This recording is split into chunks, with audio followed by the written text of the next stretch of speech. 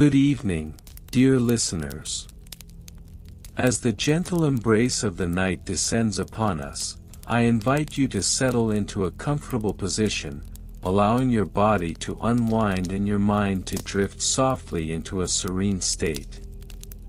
Tonight, we embark on a journey through time, exploring a rather unassuming yet intriguing facet of the ancient world, the maintenance schedules and sanitation protocols of the Roman Forum's public restrooms. In this soothing exploration, we will navigate the often overlooked aspects of daily life in ancient Rome, focusing on the meticulous care taken to ensure cleanliness and hygiene in one of the city's most bustling public spaces. Imagine the whispers of history surrounding you as we delve into the routines of the caretakers, the ingenious designs of the facilities, and the societal norms that dictated sanitation practices in this vibrant heart of Roman life. We'll begin our serene voyage by painting a picture of the Roman Forum itself, a lively nexus of commerce and social interaction where citizens gathered to exchange ideas and goods. From there, we will gently ease into the specifics of the public restrooms, also known as latrines, examining how these facilities were constructed and maintained with an emphasis on public health. It is fascinating to think about how the Romans, so long ago, understood the importance of sanitation, laying down the very foundations of hygiene that influence our practices today.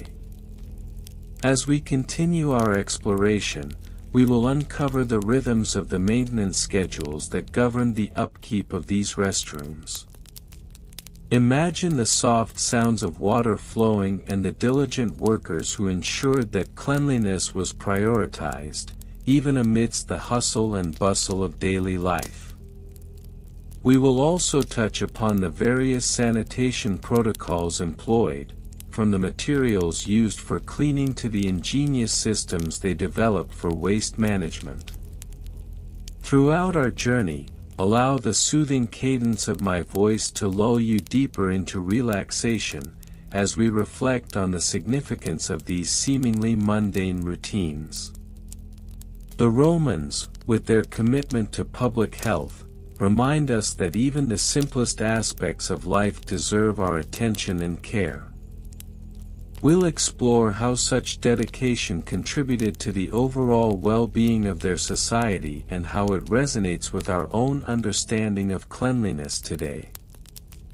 As we delve deeper, I encourage you to let go of any lingering thoughts or worries, allowing the gentle flow of history to wash over you. Picture yourself walking through the ancient Forum, the scent of the earth mingling with the distant sounds of conversation, as we uncover the subtleties of restroom maintenance in this captivating era.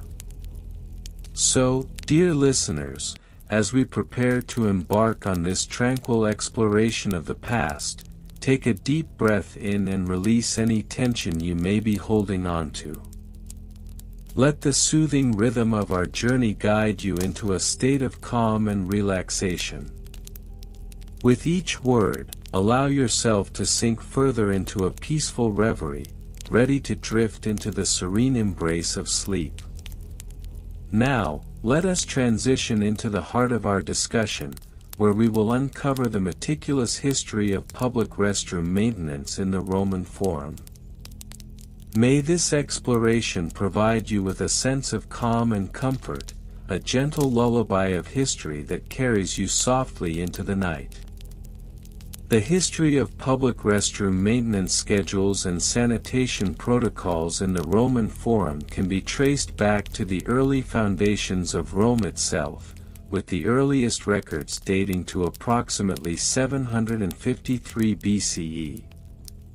Historical accounts note that the original Roman Forum, situated between the Palatine Hill and the Capitoline Hill, served as a central hub for political, religious, and social activities. Although the establishment of public restrooms, known as latrines, is not explicitly documented in the earliest texts. Archaeological evidence suggests that rudimentary sanitation facilities began to emerge during the late regal period, particularly under the reign of King Ancus Marcius, c. 640 to 617 BCE. By the late 6th century BCE, the construction of more sophisticated latrine systems became apparent, particularly with the advent of the Cloaca Maxima, one of the world's earliest sewer systems, attributed to the efforts of Tarquin the Proud, c. 534 to 509 BCE. This sewer system allowed for the disposal of waste from the forum's latrines, facilitating a rudimentary yet essential sanitation protocol. The architectural details of these public restrooms included stone benches with keyhole-shaped openings, positioned over a channel that drained waste into the Cloaca Maxima. Throughout the Republican period, 509 to 27 BCE, the Roman Forum became increasingly populated, necessitating more structured maintenance schedules for its public restrooms. It is during this time that official records become more prevalent, with the establishment of the aediles, magistrates responsible for public works and maintenance. In 454 BCE, a notable decree was issued by the aediles Gaius and Lucius Flaminius, mandating the regular cleaning of latrines. This decree specified that latrines must be cleaned every 3 days, with a dedicated workforce assigned to the task, comprised primarily of slaves and lower-class citizens. The administrative procedures surrounding restroom maintenance during this period were rudimentary but effective in their execution. Each latrine was assigned a specific team of workers, who were required to document their cleaning activities in a ledger. The ledger entries, which have been partially preserved, detail the frequency of cleanings, the materials used for sanitation, including vinegar and salt water, and the disposal of waste. By the 1st century BCE, the Roman Forum had become a vibrant center of public life, further intensifying the need for efficient restroom maintenance. The latrines in the Forum were generally constructed in an open-air format, consisting of rows of stone seats that opened to a central drainage channel. The architectural design allowed for ease of access, though it also presented challenges in terms of sanitation. In 44 BCE, Julius Caesar implemented a series of reforms aimed at improving public health and hygiene within the Forum. Among these reforms was the introduction of a more systematic sanitation protocol, mandating that latrines be inspected bi-weekly by appointed officials known as the inspectors loci. These inspectors were tasked with ensuring that the latrines remained in good condition and that cleaning protocols were adhered to. The daily routines of restroom maintenance during this period involved multiple steps.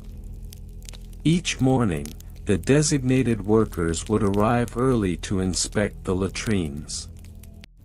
Following the inspections, the cleaning process began. Workers utilized a mixture of water, vinegar, and ash to scrub the stone benches, while waste was removed and transported to designated disposal sites outside the city limits. This practice was recorded in the aforementioned ledgers, which also included an inventory of cleaning supplies, with entries noting the depletion of materials and the requisition of additional supplies from local vendors. As the Roman Empire expanded, the administrative oversight of public facilities became increasingly complex. By the 1st century CE, under the rule of Emperor Augustus, 27 BCE, 14 CE, there was a notable increase in the establishment of public latrines within the forum. Augustus, recognizing the importance of public health, allocated funds for the construction of larger, more elaborate latrines. These facilities often included features such as running water and drainage systems, which significantly improved sanitation conditions. The architectural details of these latrines were indicative of Roman engineering prowess. Constructed primarily from stone and brick, the new latrines featured vaulted ceilings to prevent odor accumulation and allowed for ventilation. This distinct architectural style was complemented by the implementation of a sophisticated water supply system, which channeled fresh water to the latrines for both cleaning and user convenience. By 20 CE, the inspection of latrines was formalized through the establishment of the Cura Annoni, an administrative body tasked with the oversight of public health and sanitation. This body was responsible for regular audits of latrine facilities and the enforcement of sanitation protocols. The Cura Annoni was also responsible for the procurement of cleaning supplies, which were sourced from various regions of the empire, reflecting the extensive trade networks that characterized the Roman economy. The daily routines of restroom maintenance during this period continued to evolve, with the introduction of a more regimented schedule. Latrines were now cleaned daily, with a specific rotation of workers assigned to different facilities. The cleaning process included the use of a sponge on a stick, known as a tersorium, which was often soaked in vinegar or salt water for sanitation purposes. This tool was a standard feature of Roman latrines, and its use was meticulously documented in the ledgers maintained by the inspectors loci. During the reign of Emperor Nero, 54 to 68 CE, the focus on public health and sanitation continued to be a priority. Nero introduced additional reforms aimed at improving restroom maintenance, including the establishment of a dedicated sanitation workforce known as the Sordidarii. This group was charged with the responsibility of ensuring that all public latrines were properly maintained and that waste was disposed of in accordance with established protocols. The Sordidarii were required to maintain detailed records of their activities, including the frequency of cleanings and any issues encountered during their tasks. The documentation from this period reveals a growing awareness of hygiene and sanitation practices, reflecting the changing attitudes towards public health in Roman society. By the 2nd century CE, under the rule of Emperor Hadrian, 117 to 138 CE, the Roman Forum had reached its zenith in terms of public restroom facilities. Hadrian's administration oversaw the construction of several new latrines, which were designed to accommodate the increasing population of the city. These latrines featured advanced drainage systems and improved ventilation, which significantly mitigated odor issues that had been prevalent in earlier designs.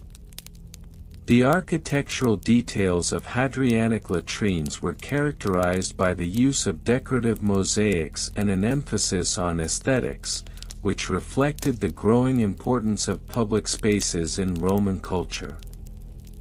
Despite these improvements, the maintenance schedules remained consistent, with daily inspections and cleanings mandated by the inspectors loci. The administrative procedures during this period included regular training sessions for the Sordidarii, aimed at ensuring that all workers were familiar with the latest sanitation protocols.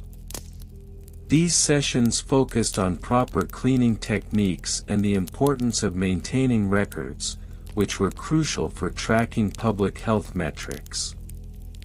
In the late 2nd century CE, the shifting political climate of the Roman Empire brought about changes in the administration of public facilities. The increasing frequency of civil unrest and economic difficulties led to a decline in the resources allocated for public health initiatives. Maintenance schedules for latrines became less rigid, with reports indicating that cleanings were often delayed or skipped altogether due to staffing shortages. This decline in maintenance standards persisted into the 3rd century CE, as the empire faced external pressures from invading forces and internal strife. By the time of the Tetrarchy in 284 CE, the once thriving public restroom facilities of the Roman Forum were in disrepair, and sanitation protocols were largely neglected.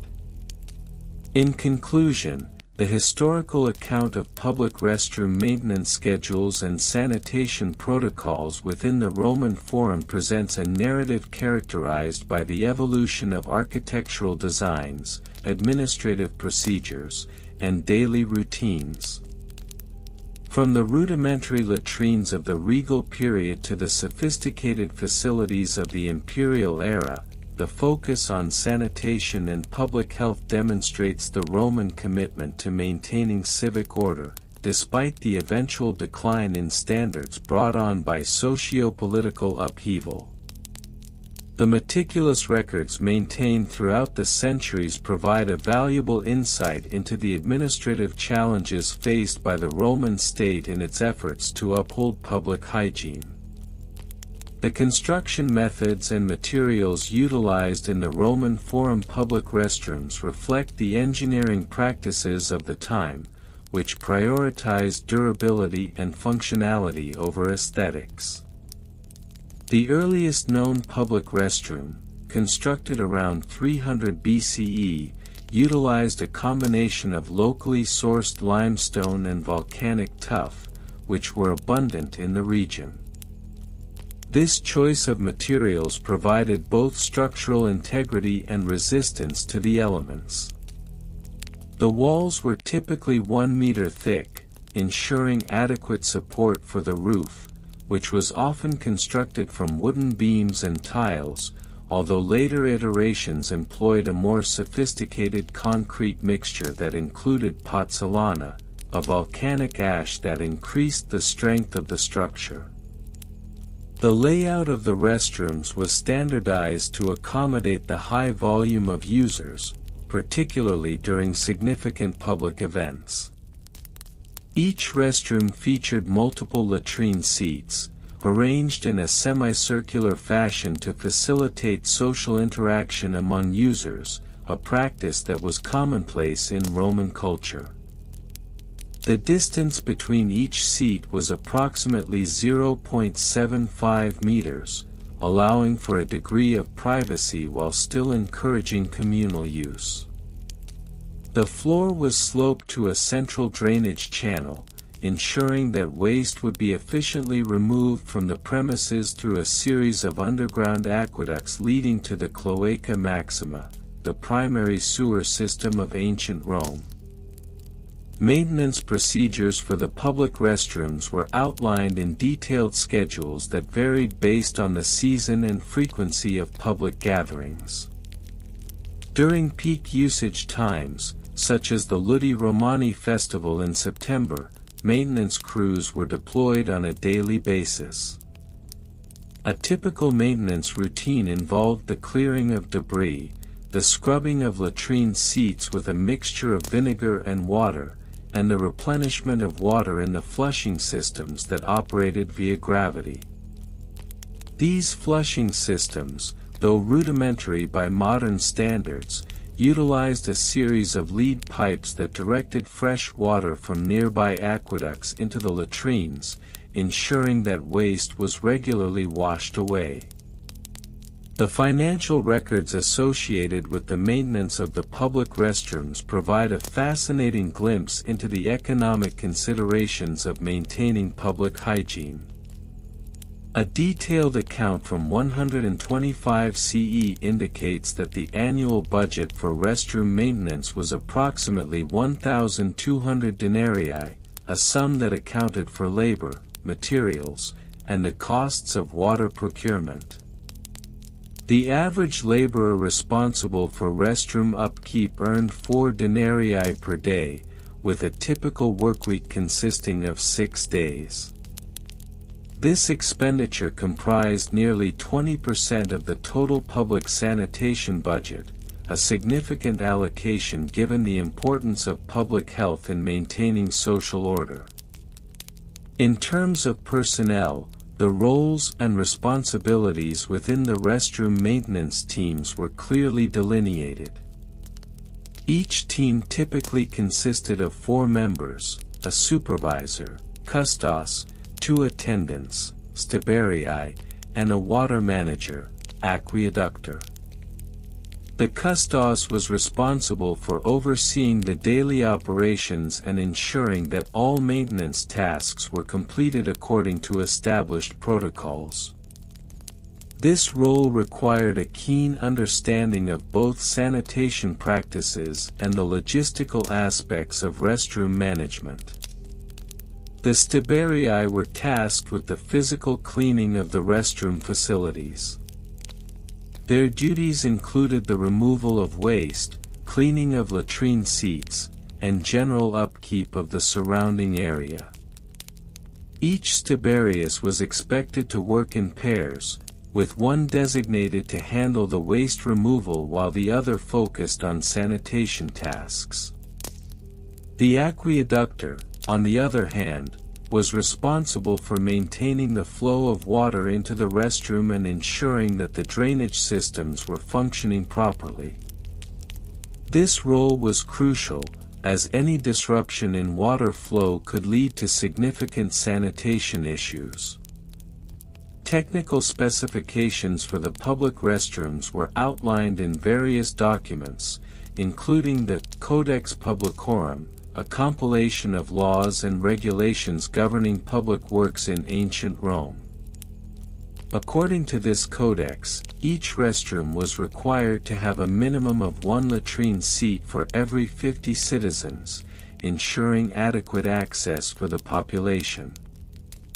Additionally, the restrooms were mandated to be located no more than 200 meters away from public gathering areas, a stipulation designed to enhance convenience and encourage use. The plumbing systems employed in public latrines were rudimentary yet effective. Lead pipes, which could measure between 15 and 30 centimeters in diameter, transported water from the aqueducts directly to the latrine seats.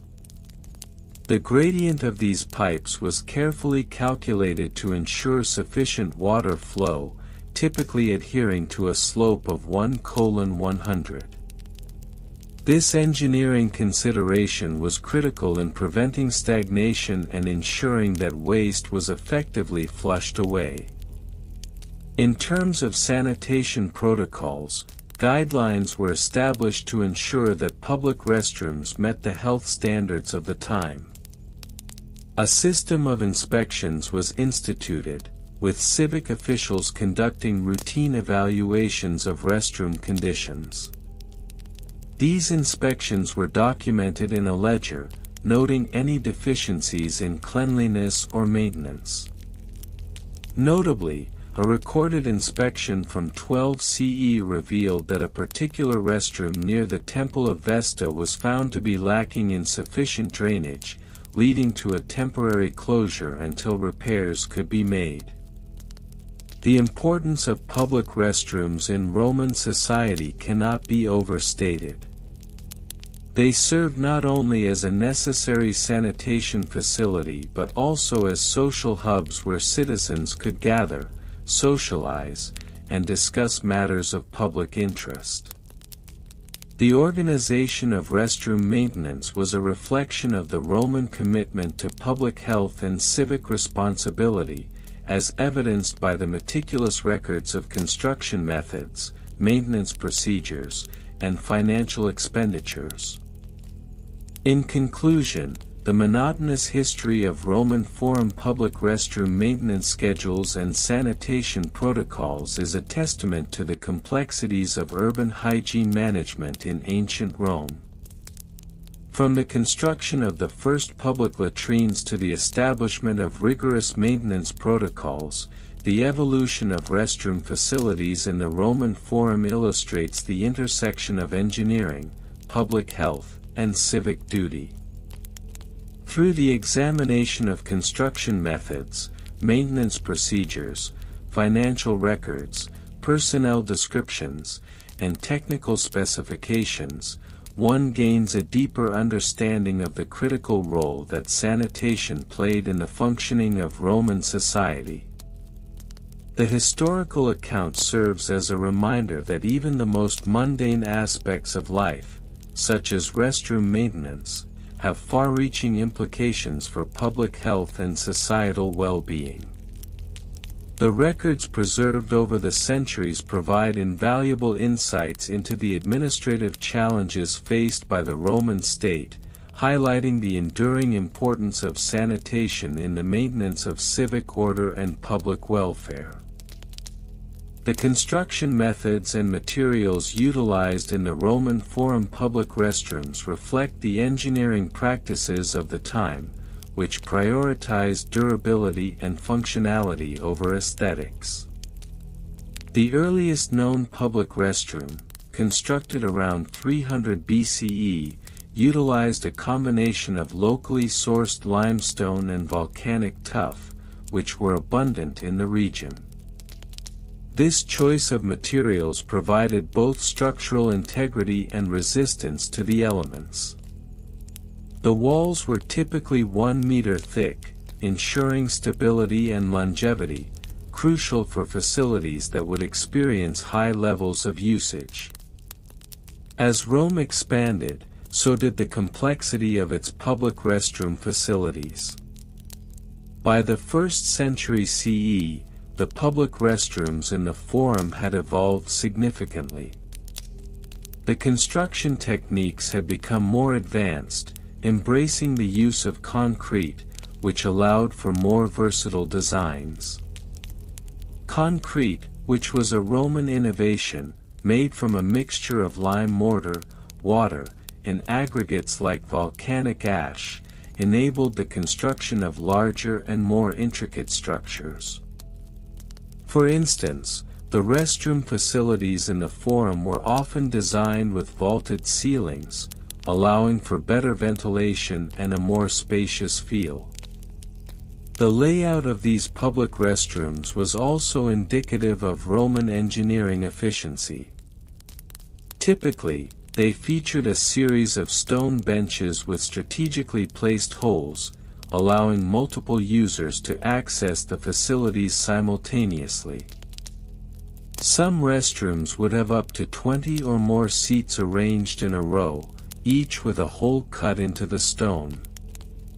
The distance between these seats was carefully calculated to provide privacy while ensuring that the restroom could accommodate many users at once. Historical records indicate that these restrooms were not merely functional but also incorporated rudimentary plumbing systems. An example of this can be seen in the public restroom constructed near the Temple of Venus in the late 1st century BCE. This facility featured a drainage system made from terracotta pipes, which connected to the extensive network of sewers that underpinned the city of Rome. The use of drainage systems was crucial in maintaining hygiene in these public spaces, as waste was continuously flushed away by running water sourced from nearby aqueducts. The Aqua Appia, one of the earliest aqueducts built in 312 BCE, supplied fresh water to the Forum, enhancing the sanitation of the public restrooms. Moreover, historical evidence suggests that many public restrooms were adorned with decorative mosaics and frescoes, albeit sparingly, to provide a touch of aesthetic appeal amid their utilitarian design. For example, a restroom in the vicinity of the Basilica Julia, dating from around 54 BCE, featured colorful mosaics on the floors depicting various mythological themes.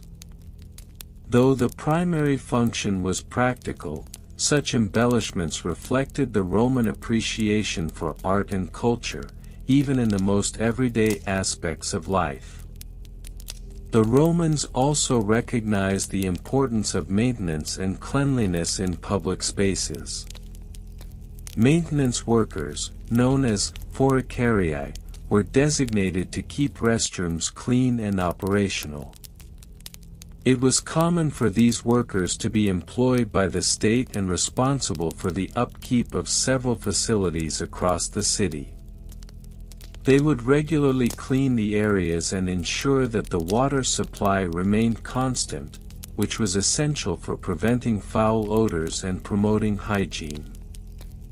A significant case study is the public restroom complex at Pompeii, which was preserved under volcanic ash after the eruption of Mount Vesuvius in 79 CE.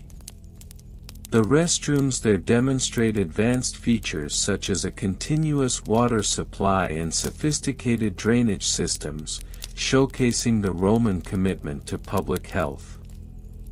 The site includes an entrance that leads to a large communal area with multiple benches, mirroring the design principles used in the Forum.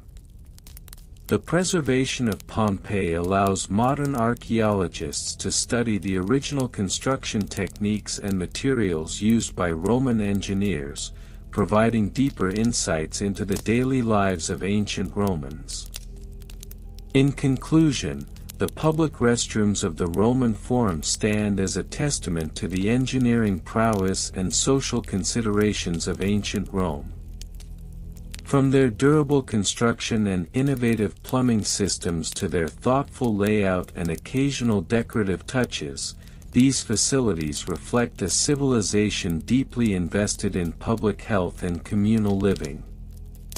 The evolution of these restrooms from simple stone constructions to more complex and efficient systems illustrates not only advancements in engineering but also a growing awareness of hygiene and public welfare, which would lay the foundation for future urban planning and sanitation practices throughout history. The construction methods and materials employed for public restrooms in the Roman Forum during the late Republic and early Imperial periods are noteworthy for their utilitarian nature and adherence to contemporary engineering practices. The initial construction of the public latrines in the Roman Forum can be traced back to approximately 300 BCE, coinciding with the expansion of urban infrastructure in Rome. These lavatories were typically constructed using local materials, including tuff, a form of volcanic rock, and brick, which were readily available in the surrounding areas. The walls of the latrines were often made of solid tuff blocks, measuring approximately 0.5 meters in height and 1 meter in length, providing durability against both the elements and the inevitable wear from frequent use.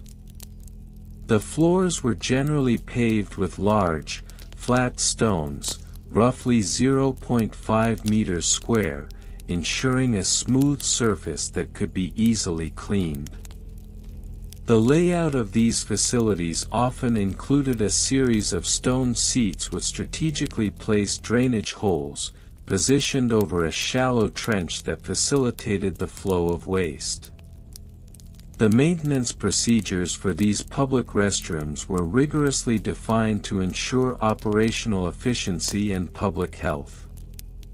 Roman sanitation workers, known as crematories, were responsible for overseeing the upkeep of these facilities.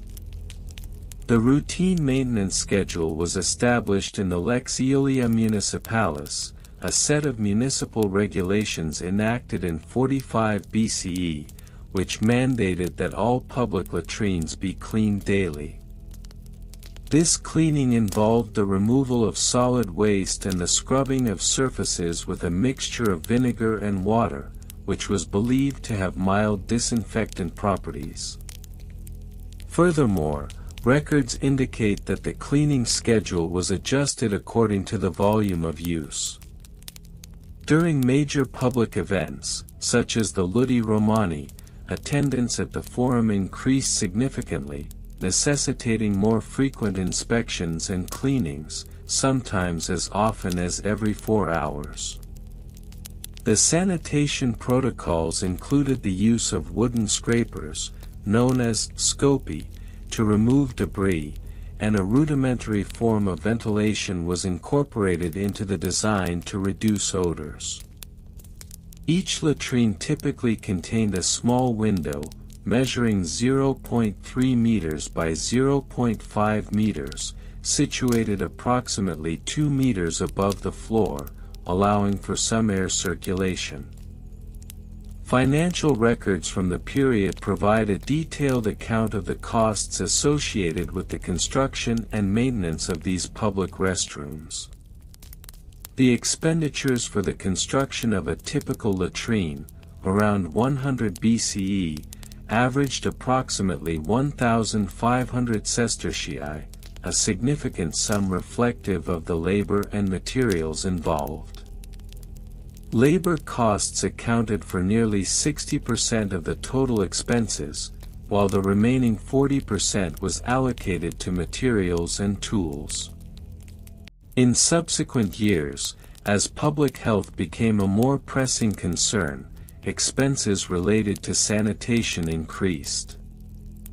By 50 CE, the annual budget for restroom maintenance in the forum reached approximately 2,000 sestertii, which included regular salaries for the crematories, estimated at 300 sestertii per annum per worker, as well as additional funds for cleaning supplies and repairs.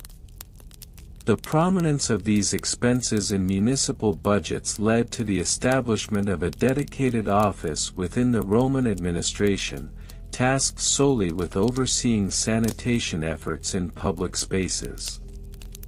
The personnel involved in the upkeep of the forum's public latrines were categorized into distinct roles. The highest-ranking individual was the caput latrini, or head of the latrines, who was responsible for the overall management of sanitation workers and the enforcement of cleanliness standards. This position was typically filled by a person of considerable experience, often appointed for a term of 5 years. Supporting this individual were several sub capita, or assistants, who managed the day-to-day operations, including the scheduling of cleanings and the procurement of necessary supplies. In addition to these roles, a group of laborers, often referred to as latrinarii, was employed for hands-on cleaning and maintenance tasks. These laborers were typically unskilled workers, hired on a temporary basis during peak usage periods or in response to specific sanitation crises, such as outbreaks of disease linked to poor hygiene. Job descriptions for these workers were straightforward, often outlined in municipal documents, detailing tasks such as waste removal, surface cleaning, and the reporting of any structural issues with the facilities. Technical specifications for the construction and maintenance of the public restrooms were documented in various treatises on architecture and civil engineering. Vitruvius, a prominent architect and engineer of the 1st century BCE, emphasized the importance of location in his writings, recommending that latrines be constructed at a sufficient distance from potable water sources to prevent contamination. This principle was generally adhered to, with most latrines located at least 50 meters from the nearest aqueduct or well. Moreover, the design of the latrines was subject to specific measurements and ratios to ensure optimal functionality. For instance, the height of the seating areas was standardized at approximately 0.45 meters, accommodating the average height of Roman citizens. The distance between seats was typically around 1 meter, allowing for a degree of privacy, albeit minimal by modern standards. Drainage systems were engineered with a slope of 2% to facilitate the efficient movement of waste, with longitudinal trenches running parallel to the seating areas. In conclusion, the history of public restroom maintenance in the Roman Forum reveals a complex interplay of engineering, public health, and governance. The careful selection of construction materials, adherence to maintenance schedules, and detailed financial oversight reflect a sophisticated understanding of urban sanitation for the time. The roles and responsibilities assigned to sanitation workers, coupled with the technical specifications guiding facility design, underscore the Romans' commitment to maintaining public health standards amidst the challenges posed by urbanization. The legacy of these practices can be seen as a precursor to modern sanitation systems, highlighting the enduring importance of hygiene in urban planning. The construction methods and materials employed for public restrooms in the Roman Forum during the late Republic and early imperial periods are noteworthy for their utilitarian nature and adherence to contemporary engineering practices. The initial construction of the public latrines in the Roman Forum can be traced back to approximately 300 BCE, coinciding with the expansion of urban infrastructure in Rome. These lavatories were typically constructed using local materials, including tuff, a form of volcanic rock, and travertine, which was quarried from nearby Tivoli. The Romans were adept at using these materials not only for their durability but also for their aesthetic qualities, as they often incorporated decorative elements that reflected the grandeur of Roman architecture. One of the most significant developments in the construction of public restrooms was the introduction of the hypocaust system, which was innovatively employed in various public buildings across Rome, including baths and latrines. This system, developed around the 1st century BCE, enabled heated air to circulate beneath the floors, providing a more comfortable experience for users.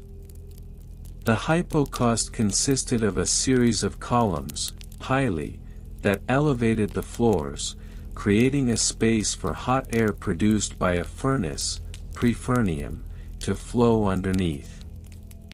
This system reflects the advanced understanding of thermodynamics the Romans possessed and their commitment to public health and comfort. The latrines in the Roman Forum were not isolated entities. They were often part of larger complexes that included other essential services.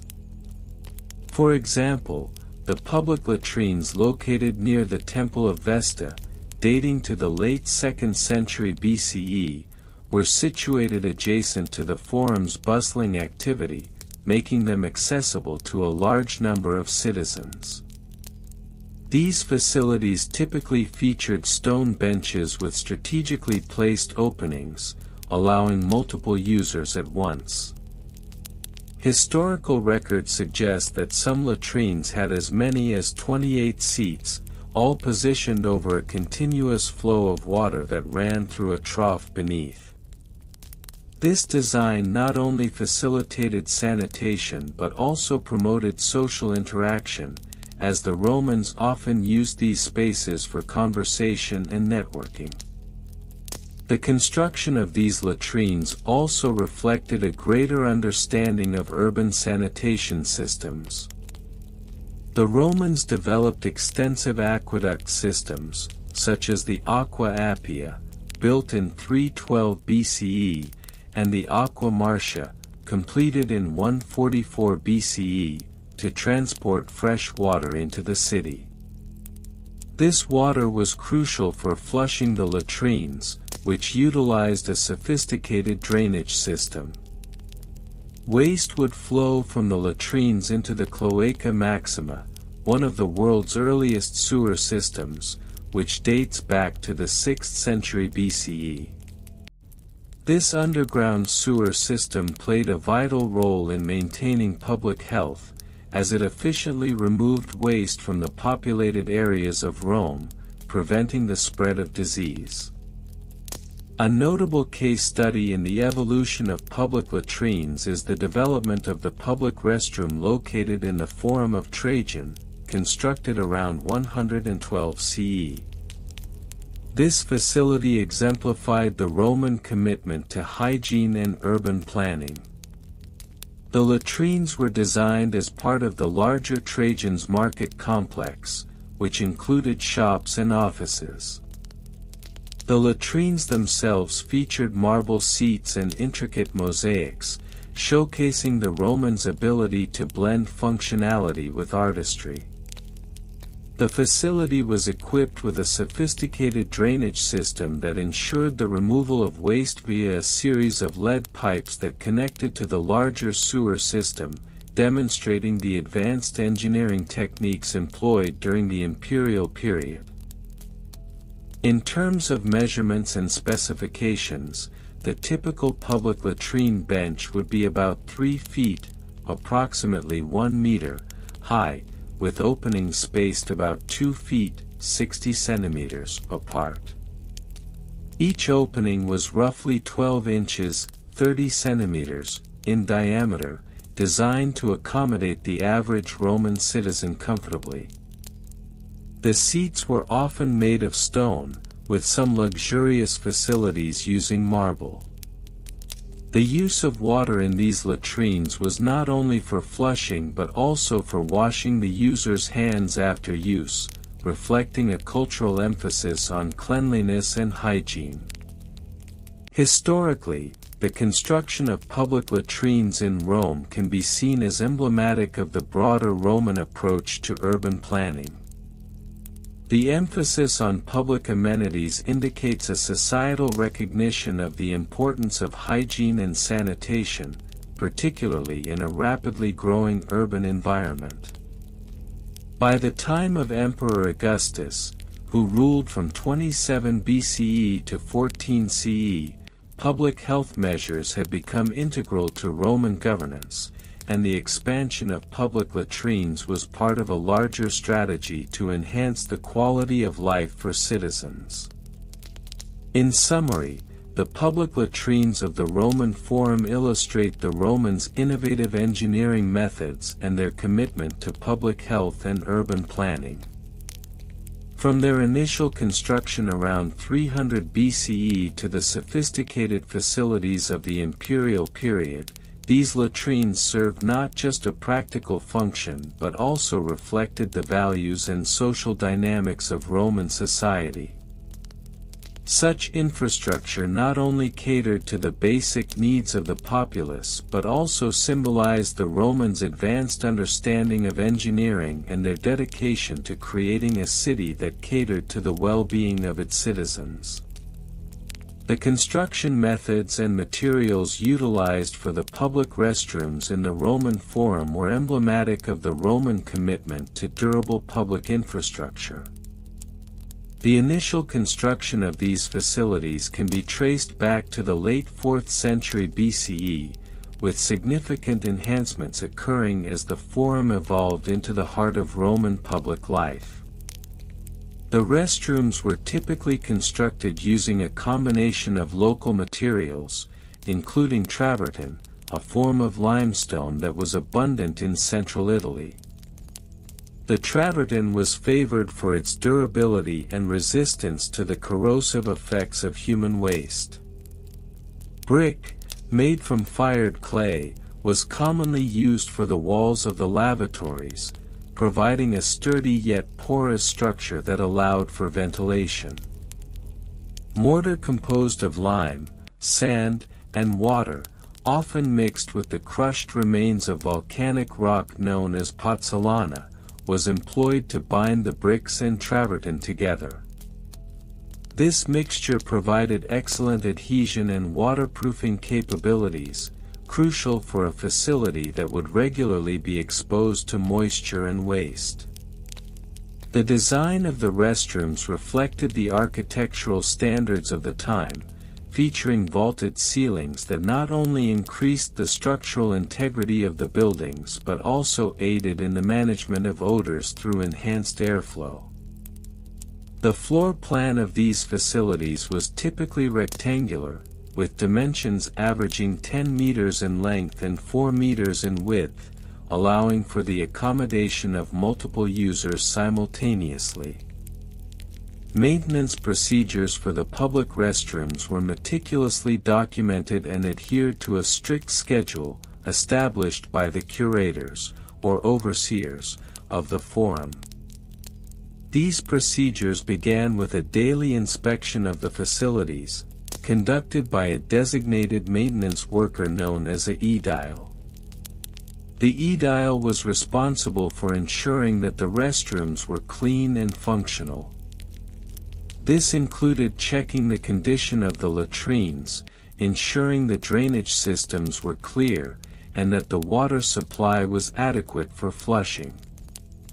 The cleaning process involved the use of water drawn from the Aqua Marcia or Aqua Claudia aqueducts, which were among the principal sources of potable water in Rome.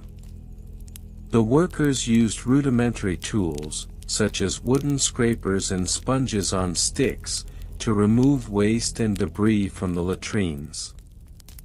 Additionally, a mixture of vinegar and salt was employed as a disinfectant, as Romans understood the importance of sanitation, albeit with limited knowledge of germ theory.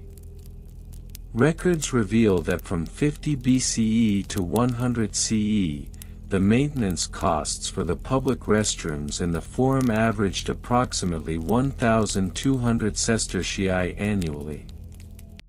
These costs covered labor, materials, and the procurement of cleaning supplies. The financial records were maintained by the quaestors, officials responsible for public finances, who provided detailed accounts of expenditures. A typical entry might read, purchase of 25 amphorae of vinegar at 10 sestertii each, totaling 250 sestertii, for the month of April in the year 72 CE. Personnel involved in the maintenance of the restrooms included a mix of skilled and unskilled laborers. The edile, as previously mentioned, was a supervisory figure, often elected by the citizenry, responsible for overseeing the upkeep of public amenities, including the restrooms. Below the edile were the servii, or laborers, who performed the actual cleaning and maintenance tasks. The servii were often slaves or lower-class citizens seeking work. Their role was vital in ensuring that the facilities remained functional and sanitary. Job descriptions for these roles were succinctly defined in the Roman administrative texts. The edile was expected to conduct inspections, manage budgets, and liaise with the quaestors. The servii, on the other hand, were tasked with cleaning the latrines, managing waste disposal, and ensuring the availability of fresh water for cleansing purposes. Each laborer was required to report to the edile at the end of each workday to confirm the completion of their tasks. Technical specifications of the public restrooms were standardized to ensure uniformity and efficiency across various locations within the forum. Each latrine was equipped with a bench, typically made of stone, with holes cut at regular intervals to allow for multiple users. The spacing between the holes was approximately 80 centimeters, providing enough room for comfort while maintaining a compact design. Underneath the latrine benches lay a sloped channel, approximately 30 centimeters wide and 15 centimeters deep, which served as a drainage system. This channel directed waste to an underground sewer system, known as the Cloaca Maxima, which was one of the earliest sewage systems in the world. The design of the drain included a slight incline of about 1/10 to facilitate the flow of waste towards the main sewer outlet. Water was introduced into the restroom facilities through a series of terracotta pipes, with diameters ranging from 10 to 15 centimeters, which delivered fresh water directly above the latrines. The average water pressure in these pipes was estimated to be around 2 atmospheres, sufficient for flushing purposes. Users would pull a lever that released water from a cistern located at the rear of the restroom, which could hold up to 500 liters of water. This cistern was replenished daily from the aqueduct system. Throughout the years, various upgrades were implemented to enhance the functionality of the restroom facilities in the forum. For instance, in 27 BCE, during the reign of Augustus, significant renovations were carried out to improve ventilation and odor control. These renovations included the installation of small windows, positioned at a height of approximately 1.5 meters from the ground, allowing fresh air to circulate while minimizing exposure to the elements. Additional measures taken to improve sanitation included the introduction of communal sponges attached to sticks, known as xylospongium. These sponges were used by patrons to clean themselves after use and were soaked in vinegar to maintain hygiene. Records indicate that a supply of 200 sponges was maintained at each restroom to accommodate the needs of the public. By the 2nd century CE, the integration of a rudimentary plumbing system became commonplace in many of the forum's restrooms, with flush mechanisms that were operated by foot pedals. This advancement in technology represented a significant leap in the Roman approach to sanitation, promoting a higher standard of hygiene among the populace. Financial records continue to track expenditures associated with these improvements, with the costs of new plumbing installations averaging around 5,000 sestertii per restroom, a considerable investment for the time. The funds for these enhancements were often sourced from public taxes and donations from wealthy citizens who were keen to contribute to the welfare of the community. In conclusion, the public restrooms in the Roman Forum serve as a testament to Roman ingenuity in urban planning and public sanitation. The meticulous attention to construction methods, maintenance protocols, financial management, personnel organization, and technical specifications highlights the Romans' commitment to creating a functional and sanitary environment for their citizens. This commitment to public health and well-being, while often overlooked in grand narratives of Roman history, represents a foundational aspect of urban life in ancient Rome. The Roman Forum, a central hub of public life in ancient Rome, required a reliable system for sanitation and waste management to accommodate its diverse populace. This led to the establishment of public restrooms, or latrines, which were integral to the city's infrastructure. The construction methods and materials used for these facilities were reflective of the engineering prowess of the Romans, who were adept at utilizing locally sourced resources to ensure durability and functionality. Construction of the latrines in the Roman Forum typically began with the excavation of a trench, which would serve as the foundation for the structure.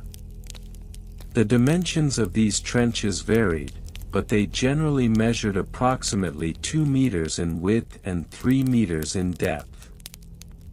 This allowed for adequate space to construct the necessary drainage and waste disposal systems. The walls of the latrines were constructed using a combination of tuff, a porous volcanic rock prevalent in the region, and opus cementitium, a form of Roman concrete that provided substantial strength and longevity. These materials were often supplemented with brick, especially for the interior walls, which were plastered with lime mortar to create a smoother surface for hygiene purposes.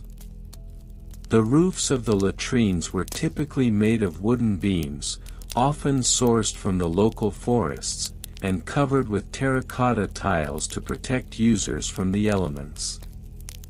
Notably, the overhanging roofs also aided in the collection of rainwater, which was channeled into cisterns for later use in cleaning and maintenance procedures. The construction of these latrines adhered to a standard width of approximately 1.2 meters per stall, allowing for 2 to 3 users to occupy the space simultaneously, depending on the design configuration.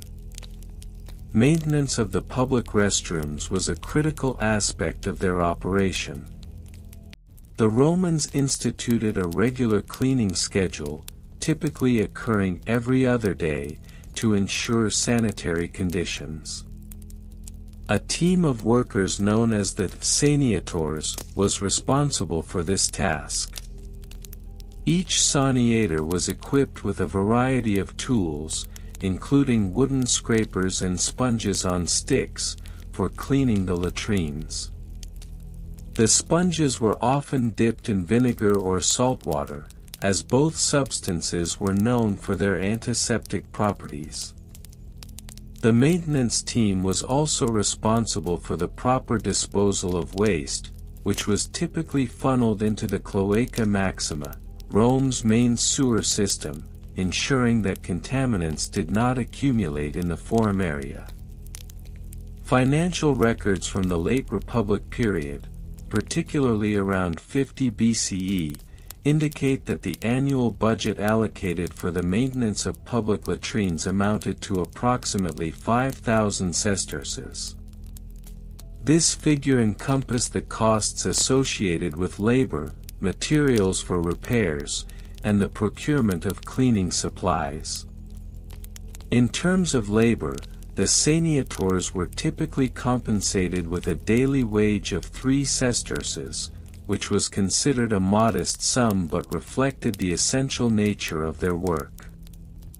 Given that each latrine required at least 4 workers for effective maintenance, the financial burden on the city was significant. Job descriptions for the saniators were quite specific. Each worker was expected to perform several key tasks, including the regular cleaning of latrine seats, the removal of waste to the sewer system, and the restocking of cleaning supplies. Additionally, they were required to inspect the facilities for any structural damage and report any issues to the local magistrate. This hierarchical structure ensured that the public restrooms were not only functional but also maintained in a manner that prioritized health and safety.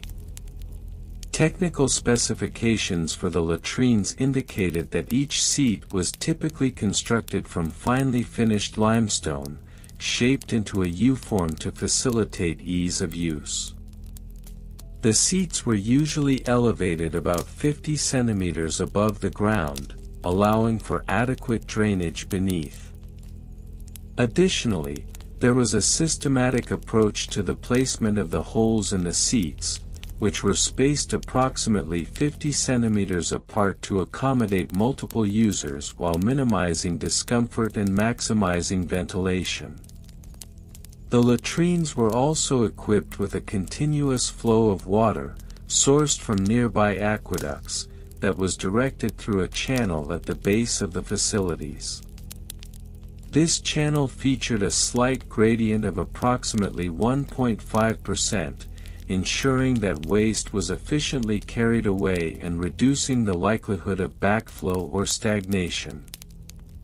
The water flow was regulated by a series of valves that could be adjusted to increase or decrease the volume of water as needed, particularly during peak usage hours, such as market days.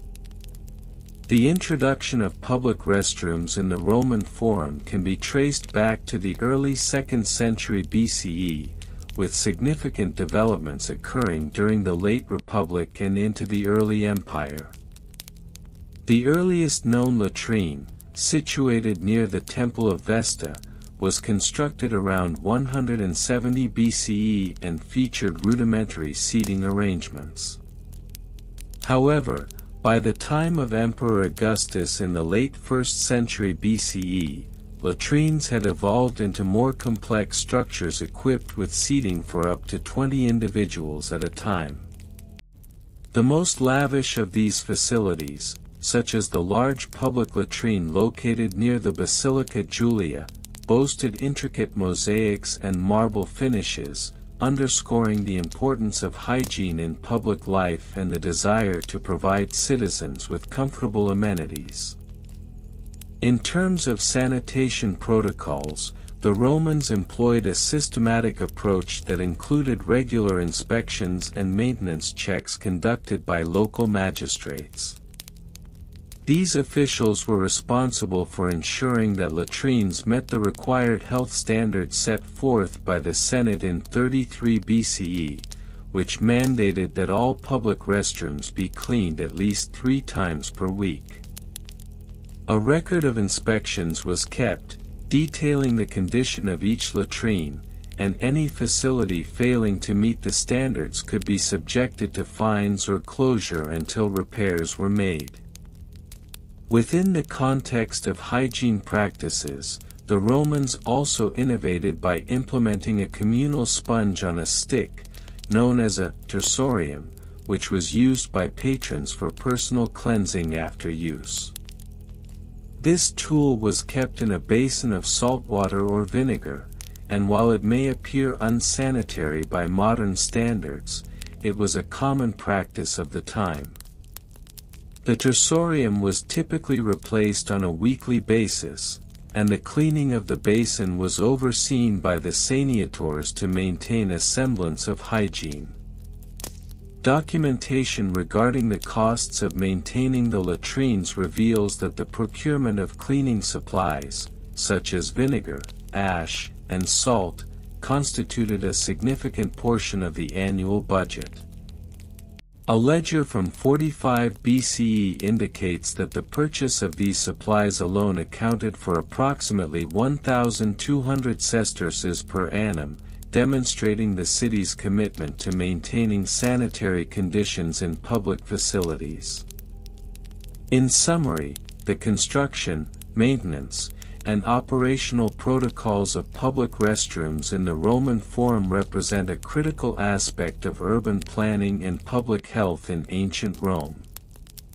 The meticulous attention to detail in construction methods, the systematic approach to sanitation and maintenance, and the financial investment in these facilities all underscore the importance placed on hygiene and public well-being in one of history's most influential civilizations. While this aspect of Roman life may be overshadowed by grander historical narratives, it is essential to recognize that the legacy of the Roman Forum's public restrooms extends beyond mere utility. It reflects a civilization that prioritized the health of its citizens amidst the complexities of urban living. The monotonous history of Roman Forum public restroom maintenance schedules and sanitation protocols. Part 6: Regional Variations and Comparisons. The maintenance and sanitation protocols of public restrooms within the Roman Forum context exhibit notable regional variations, reflective of the socio-cultural and administrative frameworks that prevailed across the vast expanse of the Roman Empire. While the Roman Forum itself, as the epicenter of civic life in ancient Rome, was characterized by relatively standardized practices, other regions, such as the provinces of Gaul, Hispania, and Britannia, adopted unique adaptations based on local customs, climate, and governance structures.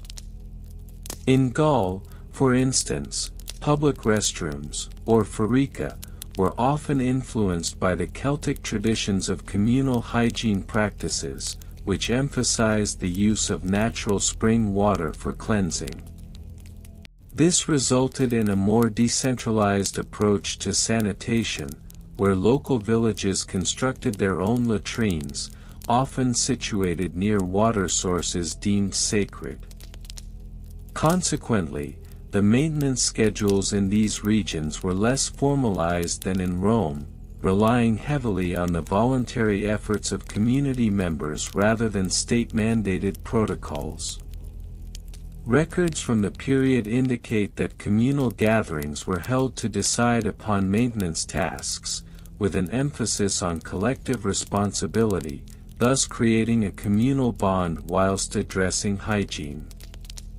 Conversely, in the arid climate of Hispania, the public restrooms required more stringent oversight due to the scarcity of water and the potential for rapid decomposition of waste. Here, the Romans instituted a system of aqueducts and cisterns to ensure a steady supply of water to these facilities. The maintenance schedule was heavily dictated by the availability of water, requiring frequent adjustments. The presence of local bureaucrats tasked with overseeing sanitation efforts led to the development of more formal documentation, which recorded the frequency of cleanings and repairs. Such meticulous record-keeping became a standard practice in urban centers like Tarraco and Hispalis, where the influx of tourists necessitated higher sanitation standards. In Britannia, the Roman influence was tempered by the indigenous practices that persisted even after the establishment of Roman rule. The public restrooms found in urban areas like Londinium were more akin to the rudimentary latrines of the native tribes than to the sophisticated setups in Rome. The Romans implemented their own sanitation protocols, yet the regional climate and local customs influenced the design and maintenance of these restrooms.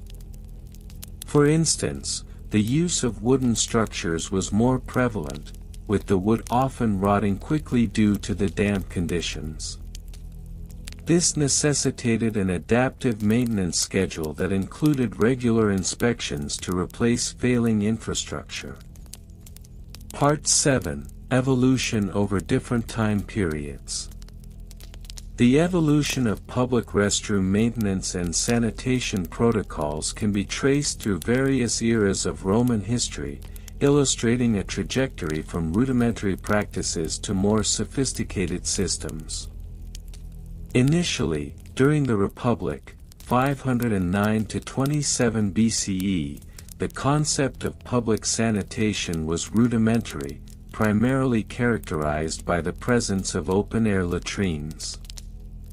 These facilities often lacked any systematic maintenance, as they were viewed as communal spaces that relied on the collective behavior of users for cleanliness. As the empire expanded, particularly during the early imperial period, 27 BCE, 284 CE, there was a marked shift towards more organized sanitation efforts. The establishment of the first public latrines in the Forum marked a pivotal moment in Roman history, reflecting both the growing population and the increased emphasis on public health. The maintenance of these facilities became a matter of state concern, leading to the appointment of a specific class of workers known as the foricariae, who were tasked with the upkeep of latrines. This period also saw the introduction of water flow systems to aid in the disposal of waste, with aqueducts playing a crucial role in maintaining sanitation standards. The late Empire, 284 to 476 CE, witnessed further developments as the Roman state faced numerous challenges, including economic decline and administrative overreach. During this time, maintenance schedules became increasingly erratic, with local governors often overwhelmed by the demands of their jurisdictions. Notably, the once robust infrastructure began to deteriorate, leading to a resurgence of unsanitary conditions across many regions. The public latrines of the time often became sites of neglect, with records indicating that many facilities lacked the necessary resources for regular cleaning and repair. Part 8: Bureaucratic Regulations and Laws. The bureaucratic framework surrounding public restroom maintenance and sanitation protocols in ancient Rome was extensive, reflecting the empire's commitment to public health and order. Numerous edicts and regulations were instituted to govern the maintenance of these facilities. One of the earliest pieces of legislation can be traced back to the Lex Aelia de Six Publica, enacted in 18 BCE, which mandated that all public latrines be maintained to a certain standard, emphasizing the need for proper drainage and regular cleaning. The role of the aediles, elected officials responsible for public works, was pivotal in enforcing these regulations. They were charged with conducting inspections of public restrooms, ensuring compliance with established sanitation protocols.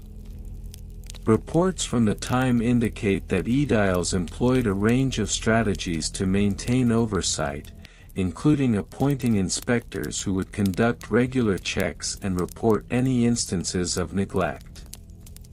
These inspectors were often equipped with a rudimentary checklist, detailing the necessary maintenance tasks, such as the cleaning of waste pits, the replenishment of water supplies, and the structural integrity of the restroom facilities.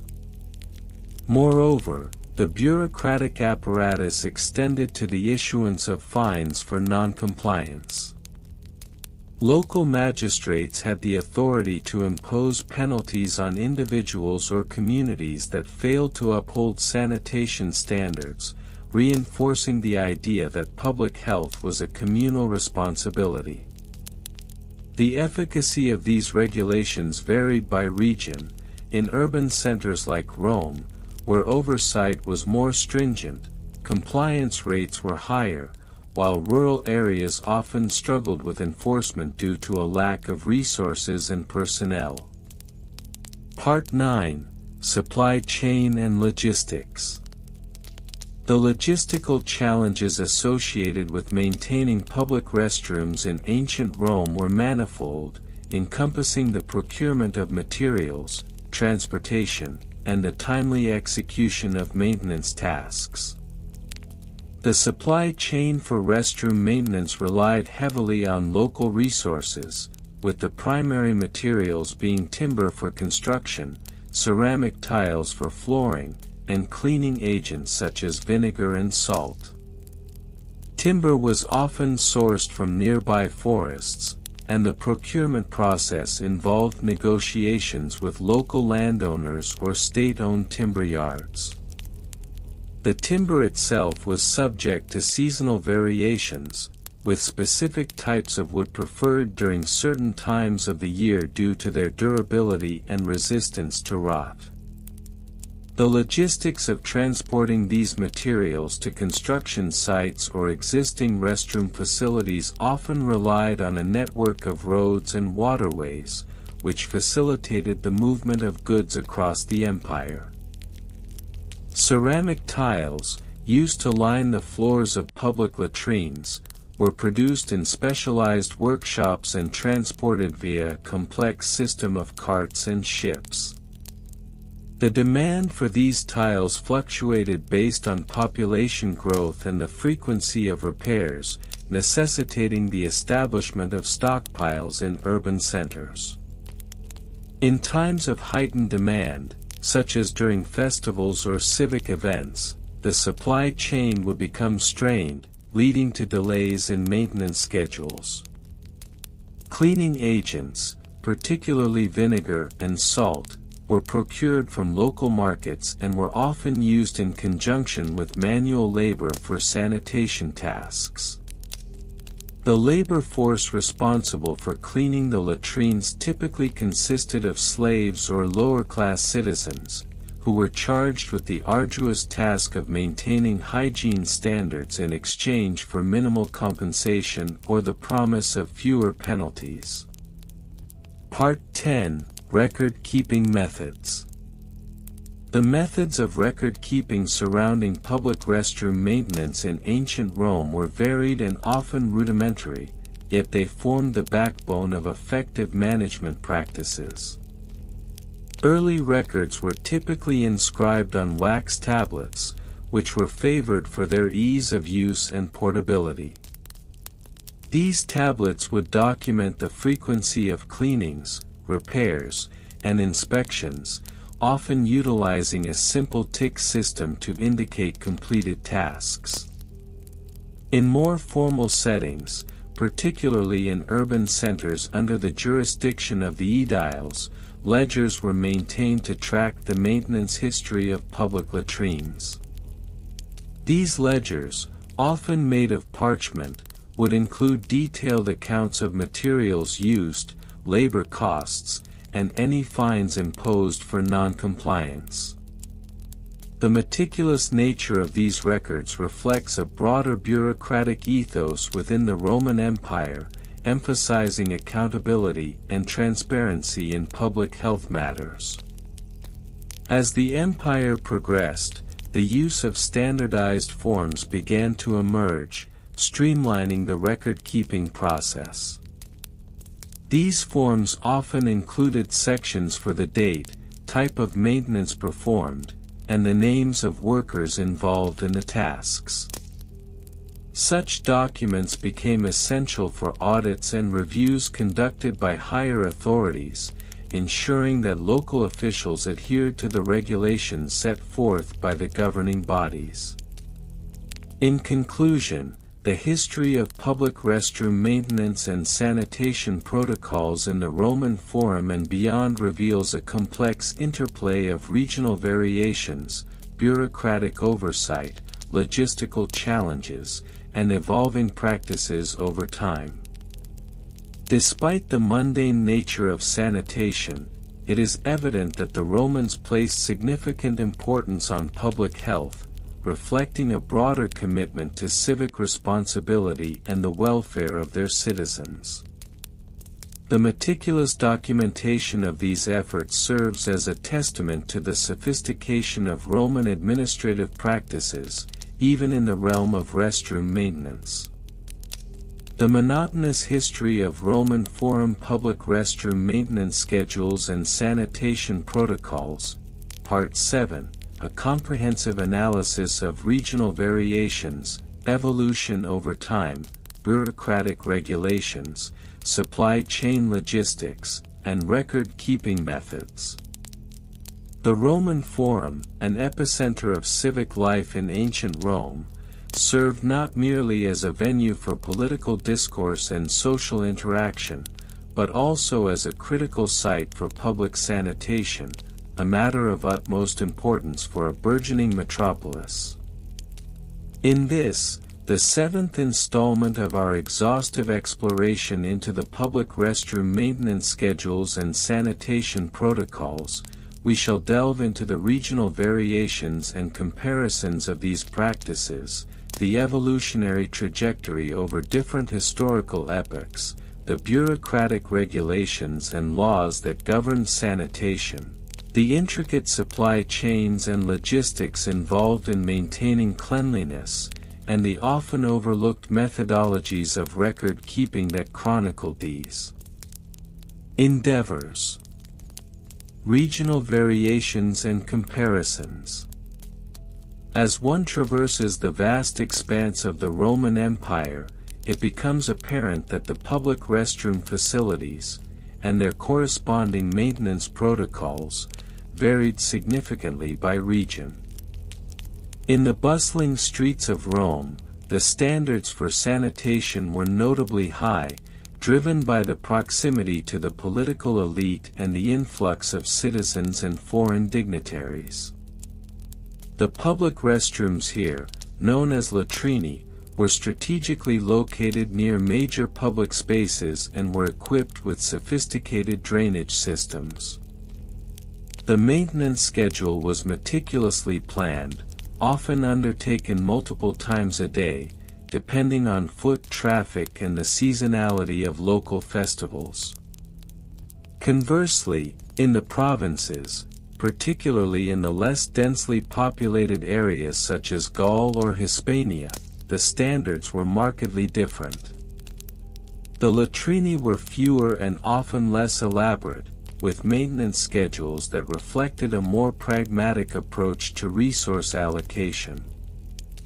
For instance, in the rural outposts, restrooms might be cleaned bi-weekly, relying on local communities to maintain order and cleanliness, thus emphasizing a communal approach rather than a centralized bureaucratic system. Comparatively, the eastern provinces, particularly in places like Alexandria, adopted a unique model that included both public and private restroom facilities, where affluent households often employed dedicated staff for their maintenance. The dual system led to an interesting juxtaposition.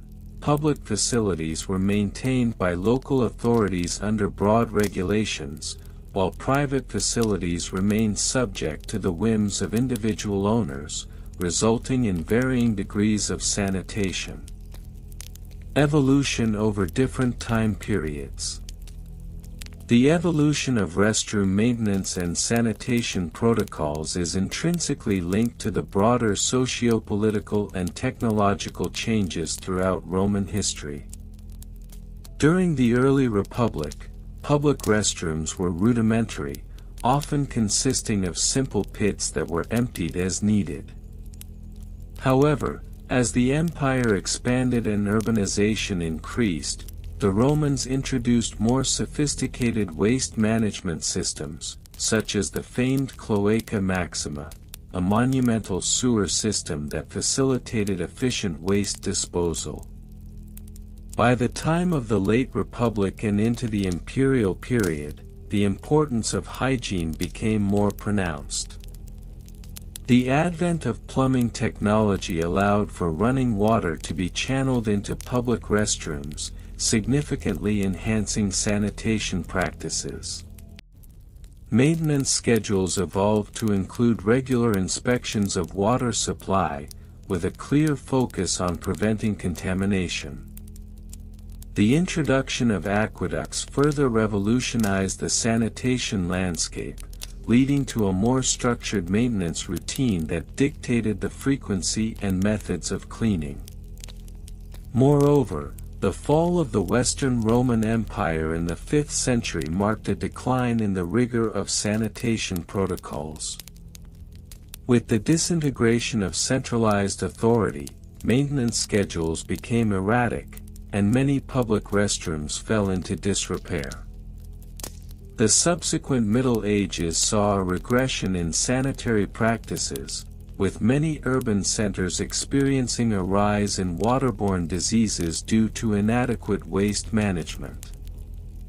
As the Renaissance approached, a rekindled interest in classical knowledge prompted a re-evaluation of public health. The rediscovery of ancient Roman texts on sanitation led to the re-establishment of more rigorous cleaning protocols, highlighting the cyclical nature of sanitation practices throughout history. Bureaucratic regulations and laws. At the heart of public restroom maintenance lay a complex web of bureaucratic regulations and laws designed to ensure public health and safety. The aediles, elected officials responsible for public buildings and games, played a pivotal role in establishing and enforcing these regulations. They were tasked with overseeing the construction and maintenance of public toilets, often conducting regular inspections to ensure compliance with established standards. The Lex Aelia de Six Publica, enacted during the Augustan period, included specific clauses that mandated the cleanliness of public facilities. Violations could lead to fines or, in severe cases, imprisonment for neglectful maintainers. These laws were not merely punitive, they also served to educate the populace about the importance of hygiene in preventing disease, particularly in densely populated areas. In addition to local regulations, imperial decrees often dictated broader sanitation standards across the empire. For instance, during the reign of Emperor Trajan, a series of edicts emphasized the need for regular cleaning schedules, the use of lime and other disinfectants, and the importance of proper drainage systems to mitigate foul odors and health risks associated with waste accumulation. Supply chain and logistics. The logistics of maintaining public restrooms in ancient Rome were a marvel of organizational efficiency, necessitating a well-coordinated supply chain. Essential materials for maintenance, such as limestone for cleaning and water for flushing, required careful planning and management. The Roman state employed a variety of methods to ensure that these resources were readily available. Local magistrates would oversee contracts with suppliers, who would harvest materials from quarries and transport them via established trade routes. For example, the limestone used for cleaning was often sourced from nearby regions, utilizing a network of roads and waterways to facilitate distribution. This logistical framework ensured that the public restrooms were stocked with necessary cleaning agents and tools on a regular basis. Moreover, the introduction of the cursus publicus, the state-run courier and transportation service, optimized the supply chain for public restroom maintenance. Through this system, resources could be dispatched quickly to areas experiencing high demand, particularly during festivals or public events when restroom usage peaked. The management of human resources was equally critical. A cadre of laborers, often comprised of slaves or lower-class citizens, was employed for the physical maintenance of these facilities. Their work schedules were carefully coordinated to align with cleaning protocols, ensuring that restrooms remained functional and sanitary. Record-keeping methods. The meticulous record-keeping methods employed by Roman authorities provide a fascinating glimpse into the bureaucratic processes governing public restroom maintenance. The Romans were adept at documentation, utilizing wax tablets and later parchment to record various aspects of sanitation management. These records included maintenance schedules, inspections, materials used, and even citizen complaints regarding restroom conditions. Central to this documentation process was the tabularium, an official archive where records were stored and organized. The tabularium served as a repository of knowledge, allowing for the tracking of compliance with sanitation regulations over time. Each aedile would maintain their own records, providing a historical account of the state of public restrooms during their tenure. Additionally, the use of census data played a crucial role in understanding the sanitation needs of different regions. By assessing population density and public health statistics, Roman officials could adapt their maintenance schedules accordingly, directing resources to areas with higher usage rates or documented health concerns. Throughout the centuries, record-keeping evolved, incorporating more sophisticated methods such as accounting ledgers and statistical analyses. By the time of the Byzantine Empire, these records became invaluable for historians, providing insight into the daily lives of citizens and the administrative challenges faced by authorities in maintaining public health. Conclusion. In summation, the history of public restroom maintenance and sanitation protocols in the Roman Forum is a tapestry woven with regional variations, historical evolution, bureaucratic regulations, logistical complexities, and meticulous record-keeping. Each facet contributes to our understanding of how this ancient civilization prioritized public health amidst its myriad challenges. As we continue to explore this subject in subsequent parts, it is essential to recognize the profound impact that these practices had on the social fabric of Rome, shaping not only the physical landscape but also the collective consciousness of its people regarding hygiene and civic responsibility. The legacy of the Roman restroom maintenance protocols serves as a reminder that even the most mundane aspects of public life are worthy of scholarly attention, for they reflect the underlying values and priorities of a civilization that has left an indelible mark on history. The monotonous history of Roman Forum public restroom maintenance schedules and sanitation protocols. Part 8. Regional variations and comparisons. The Roman Forum, a central hub of civic and political life in ancient Rome, was not only a place of grand speeches and public gatherings but also a focal point for the development of public sanitation.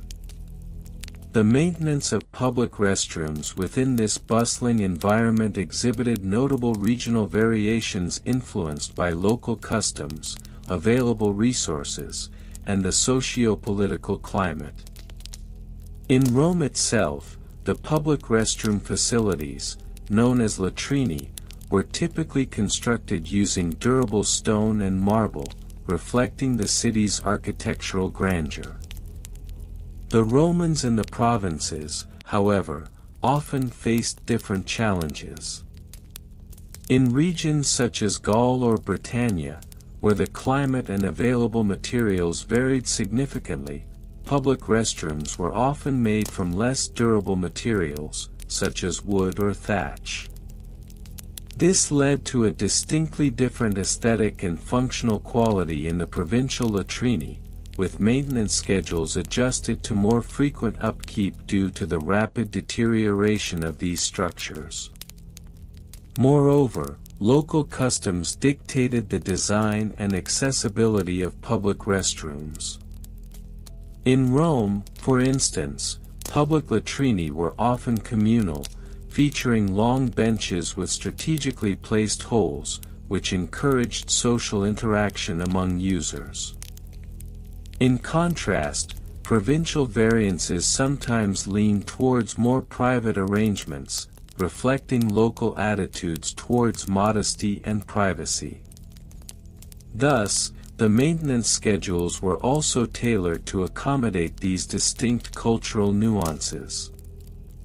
For example, in the more modest regions, maintenance crews would prioritize privacy in their work, ensuring that facilities were cleaned and serviced during less frequented times of the day, often at dawn or dusk. Part 9. Evolution over different time periods. The evolution of public restroom maintenance in the Roman Forum can be traced through several distinct phases, each marked by significant shifts in technology, governance, and public health awareness. In the early days of the Republic, the concept of public sanitation was rudimentary at best. The latrini were often located near the forum's main thoroughfares, with little regard for cleanliness or hygiene. Maintenance was sporadic, primarily conducted by slaves or low-ranking citizens who were assigned these tasks through a system of patronage. As the Republic transitioned into the Empire, a burgeoning awareness of hygiene emerged, correlating with the increased population density and the need for more effective public health measures. By the time of Emperor Augustus, a more systematic approach began to take form. The establishment of the Cura Aquarum, or the Water Management Office, laid the groundwork for more rigorous sanitation protocols. This body not only managed the aqueducts that supplied fresh water but also took charge of the maintenance of public latrines. The introduction of regular cleaning schedules, complete with specific time frames for maintenance, became a hallmark of this era, ultimately improving the overall health conditions within the forum. As the empire continued to expand, so too did the complexity of its sanitation protocols. By the 2nd century CE, the advent of advanced plumbing systems and sewer infrastructure, such as the Cloaca Maxima, necessitated even more stringent maintenance schedules. The bureaucratic apparatus expanded, with specific roles designated for various aspects of restroom upkeep. Inspectors, known as aediles, were tasked with overseeing the condition of public restrooms, conducting regular inspections, and maintaining detailed logs of their findings. This era marked a significant shift from ad hoc maintenance to a more centralized and regulated system. Part 10: Bureaucratic Regulations and Laws. The bureaucratic framework governing public restroom maintenance in the Roman Forum was complex and multifaceted, reflecting the empire's broader administrative capabilities. Central to this was the series of regulations and laws established by various emperors aimed at ensuring public health and sanitation. The Lex Aelia de Six Publica, enacted during the reign of Augustus, included provisions specifically addressing the upkeep of public latrines. This legislation mandated regular cleaning and maintenance, imposing penalties on those who failed to comply. Furthermore, the role of the aediles expanded significantly, as they were given the authority not only to enforce these regulations but also to initiate public works projects aimed at improving sanitation infrastructure. The aediles were required to maintain meticulous records, detailing the frequency of cleanings, the materials used in repairs, and any reported incidents of illness linked to sanitary failures. Such documentation was critical not only for accountability but also for informing future maintenance schedules and protocols. The establishment of public contracts for restroom maintenance also reflected the bureaucratic evolution of the era. Private contractors would bid for contracts to maintain latrines, often leading to a competitive environment that could drive improvements in service quality. These contracts were bound by strict stipulations regarding maintenance frequency, quality of materials, and worker training, ensuring that public health standards were met. Part 11: Supply Chain and Logistics. The logistics of maintaining public restrooms in the Roman Forum were intricate, involving a network of supply chains that catered to the needs of sanitation. The procurement of materials for maintenance was a critical component of this system. Stone, marble, and wood were sourced from various regions, with marble often transported from quarries in Carrara or other Italian locales. The transportation of these materials was governed by a series of routes that utilized the empire's advanced road systems, ensuring timely delivery to the Forum. Moreover, the logistics of staffing these maintenance operations were equally elaborate. Crews were often composed of enslaved individuals or laborers assigned to maintain the latrine. These workers were organized into teams, each responsible for specific latrines within the forum. Their schedules were meticulously planned to ensure that cleanup efforts did not disrupt the bustling daily activities of the forum. For instance, cleaning operations would typically commence in the early hours before the forum became crowded, and this would require precise coordination of labor and timing. The supply chain also included the procurement of cleaning materials, which were varied and often locally sourced. Vinegar and salt, for example, were commonly used for their antibacterial properties, while other natural substances, such as ash and sand, were utilized for scrubbing surfaces.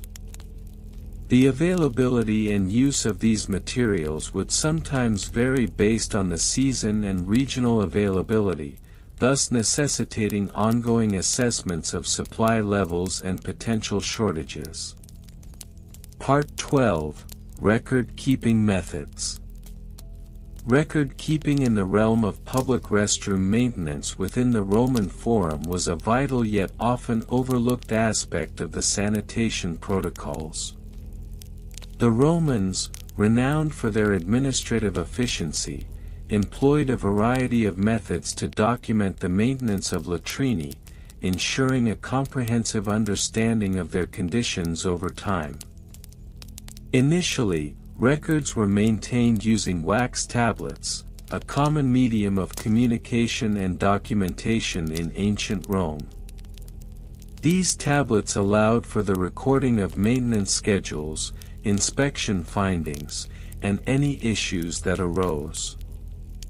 The use of a stylus permitted quick notation, though the ephemeral nature of wax tablets meant that records could be lost or damaged. As a response to this potential for loss, it became customary to transcribe key information from wax tablets into more durable formats, such as papyrus scrolls, which could be stored in the archives of the Cura Aquarum.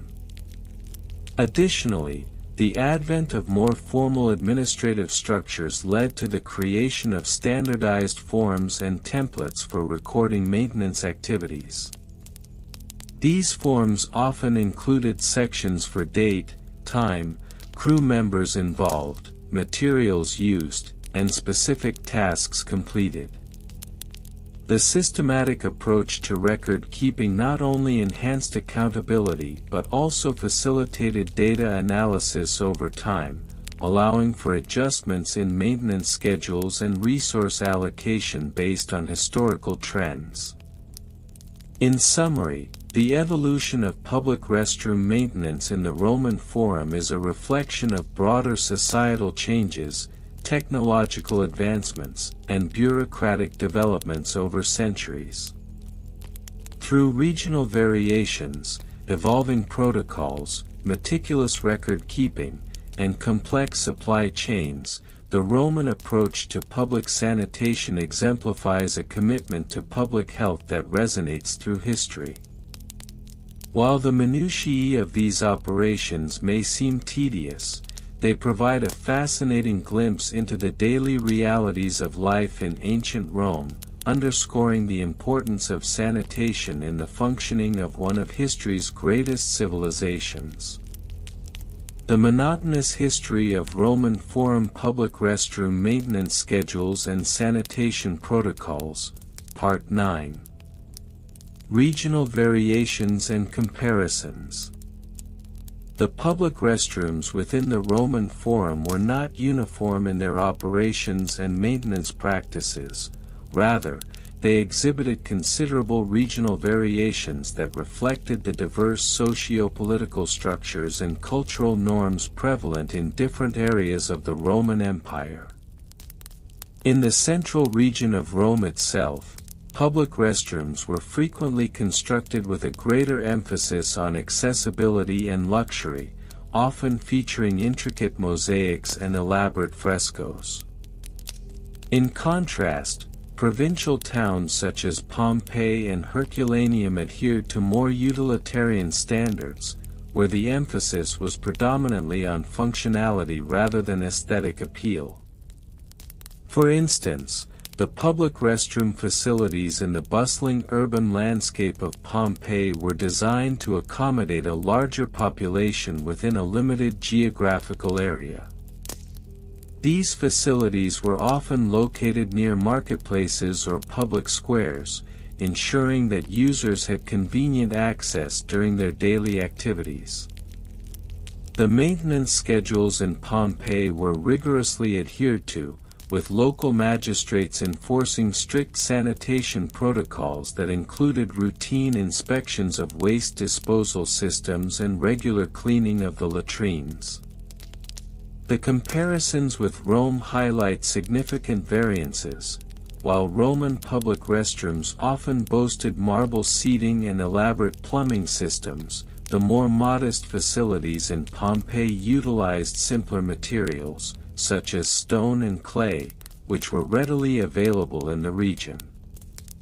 Conversely, in the more remote provinces of the empire, such as Britannia and Dacia, restroom maintenance was less frequently prioritized due to the lower population density and the absence of extensive urban planning. The restroom facilities in these regions often consisted of rudimentary wooden structures or pits dug into the ground, with little regard for sanitation or hygiene. The maintenance schedules were sporadic, often dictated by the availability of local resources and the fluctuating political landscape. As a result, the records of restroom maintenance in these areas frequently reflected a lack of oversight, with local authorities struggling to enforce sanitary regulations amidst broader concerns regarding military stability and economic viability. Evolution over different time periods. The evolution of restroom maintenance practices in the Roman Forum can also be traced through several distinct time periods, each marked by shifts in societal norms, technological advancements, and public health paradigms. In the early years of the Republic, public restrooms were rather rudimentary, often consisting of simple pits that required manual cleaning.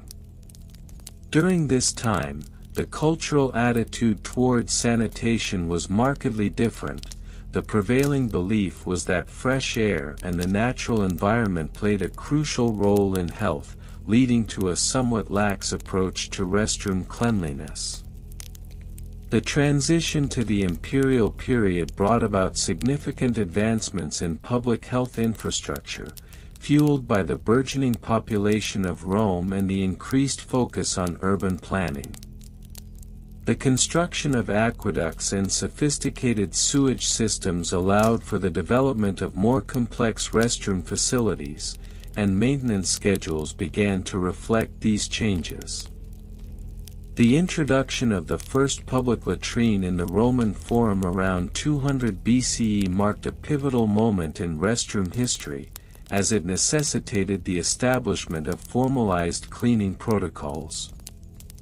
This period saw the emergence of the Cura Annoni, a bureaucratic body tasked with overseeing the distribution of food and the sanitation of public spaces, including restrooms. Their regulations laid the groundwork for future sanitation standards, emphasizing the importance of regular maintenance and cleanliness. By the late imperial period, as the empire expanded, so too did the complexity of restroom maintenance protocols. The introduction of professional latrine cleaners, known as foricariae, became commonplace. These workers were responsible for the daily upkeep of public restrooms, often employing a variety of tools and techniques that reflected the increasing sophistication of Roman engineering. The maintenance schedules became more structured, with specific time frames allotted for cleaning, waste disposal, and inspections. The regulations enforced by local governments evolved to include comprehensive guidelines on the frequency of maintenance and the acceptable materials for restroom construction. Bureaucratic regulations and laws. The bureaucratic regulations surrounding restroom maintenance in the Roman Forum were deeply intertwined with the broader governance of public health and urban planning.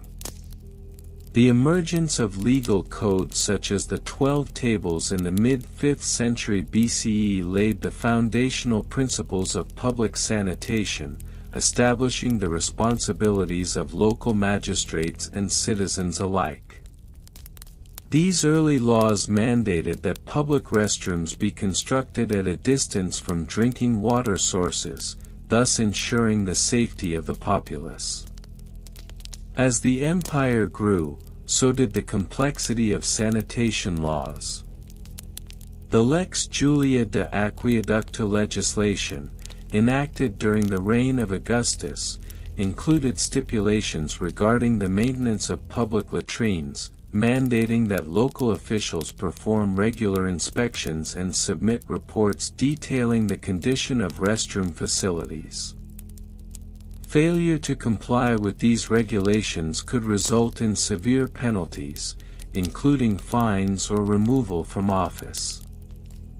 Furthermore, the establishment of the cura urbis during the reign of Emperor Trajan further emphasized the importance of sanitation in urban governance, formalizing the role of public health overseers who were charged with ensuring the cleanliness of public restrooms.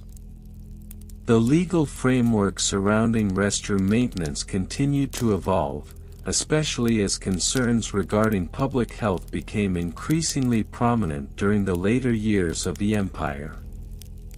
The Corpus Juris Civilis, compiled under the auspices of Emperor Justinian in the 6th century CE, included comprehensive guidelines on sanitation that reflected the growing understanding of disease transmission and hygiene. These regulations dictated the acceptable practices for cleaning and waste disposal, requiring that latrine workers be trained in sanitation methods and that public restrooms be equipped with appropriate drainage systems. Supply chain and logistics. The effective maintenance of public restrooms in the Roman Forum was heavily reliant on a well-organized supply chain and logistics framework. The procurement of cleaning supplies, waste disposal tools, and construction materials necessitated a level of coordination that was often overlooked in historical narratives. The primary tools employed by the Forticarii included wooden scrapers, buckets, and brushes, all of which were sourced from local artisans and craftsmen. The supply chain for these tools was intricately linked to the broader economic activities within the Forum, with local markets serving as hubs for the distribution of essential materials. The logistics of waste disposal were similarly complex, involving a detailed network of workers and transport methods. The waste generated by the public restrooms was typically collected in large vessels and transported to designated disposal sites outside the city limits.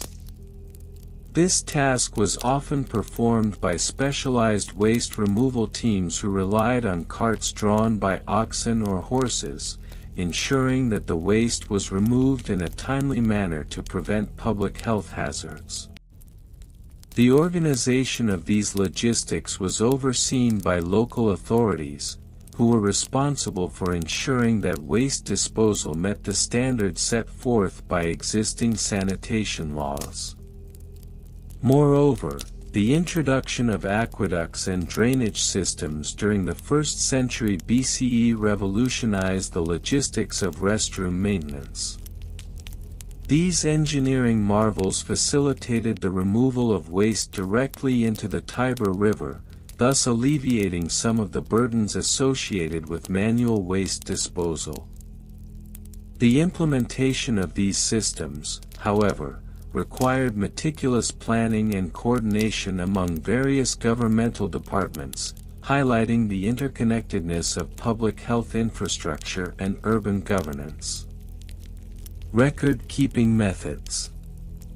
The meticulous record-keeping methods employed by Roman authorities played a crucial role in the maintenance of public restrooms within the Forum.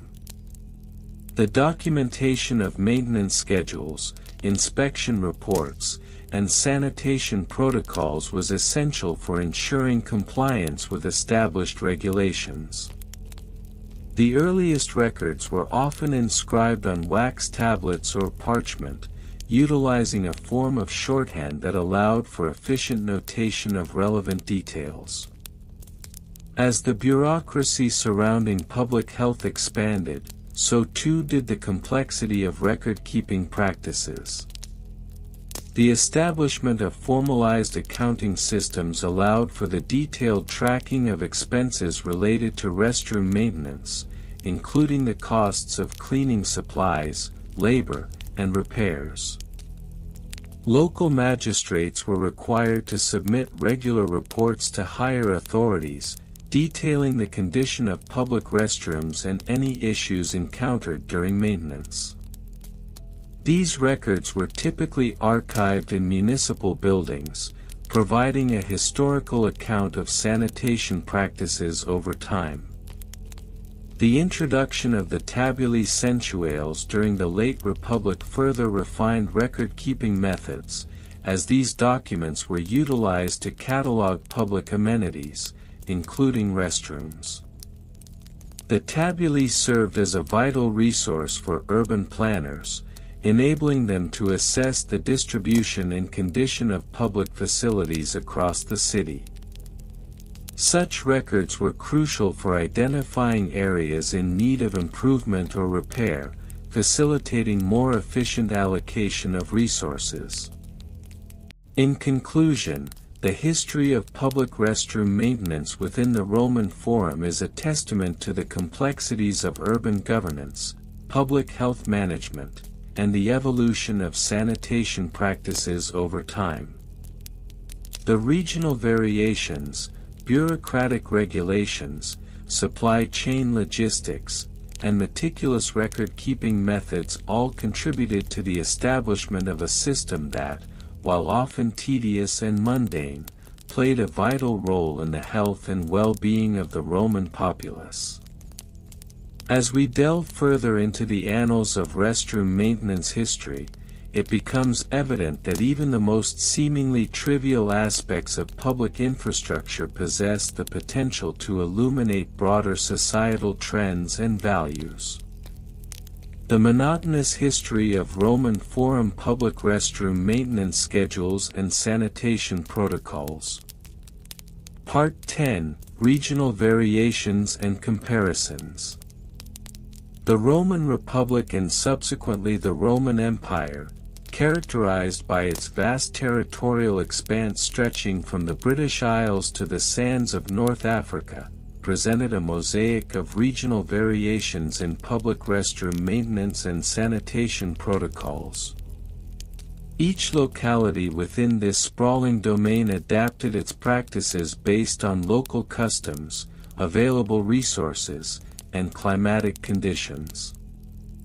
For instance, in the colder regions of Gaul, where the winters often brought frost and snow, the construction of latrines featured unique architectural adaptations, including heated floors achieved through a system of hypocaust.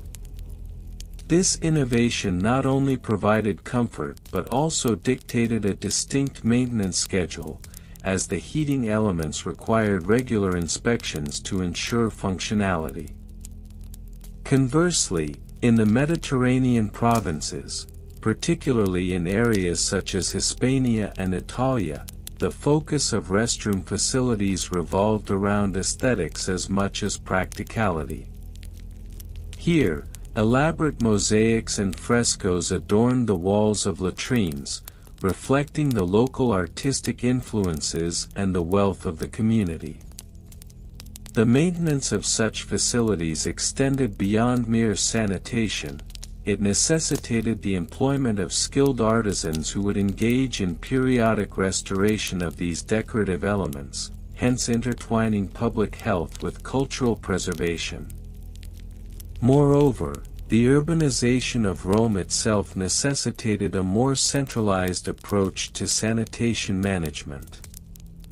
Historical records from the late Republic indicate that the urban latrines, including those located in the Forum, often operated under a strict regime dictated by the aediles, public officials responsible for maintaining public buildings and spaces. In contrast, rural regions relied more on communal practices, where the absence of formal infrastructure led to a reliance on natural water sources for cleaning and a more informal approach to scheduling maintenance tasks. Part 11. Evolution over different time periods. The evolution of public restroom maintenance and sanitation protocols in the Roman Forum can be discerned through a chronological lens, revealing a gradual sophistication in both understanding and application of hygiene practices. During the early Republic, public toilets were rudimentary, often consisting of simple benches with holes overlooking open pits. Maintenance schedules were sporadic, governed primarily by the whims of local magistrates, who would occasionally allocate funds from the public treasury for cleaning. However, by the late Republic and into the imperial era, an increased emphasis on public health catalyzed substantial advancements. The introduction of aqueduct systems and improved drainage allowed for the development of more sophisticated latrine designs, often equipped with running water. This facilitated the establishment of a more regimented maintenance schedule, with frequent cleaning dictated by the volume of use. The construction of the famed Cloaca Maxima, the Great Sewer of Rome, around the 6th century BCE exemplified this shift.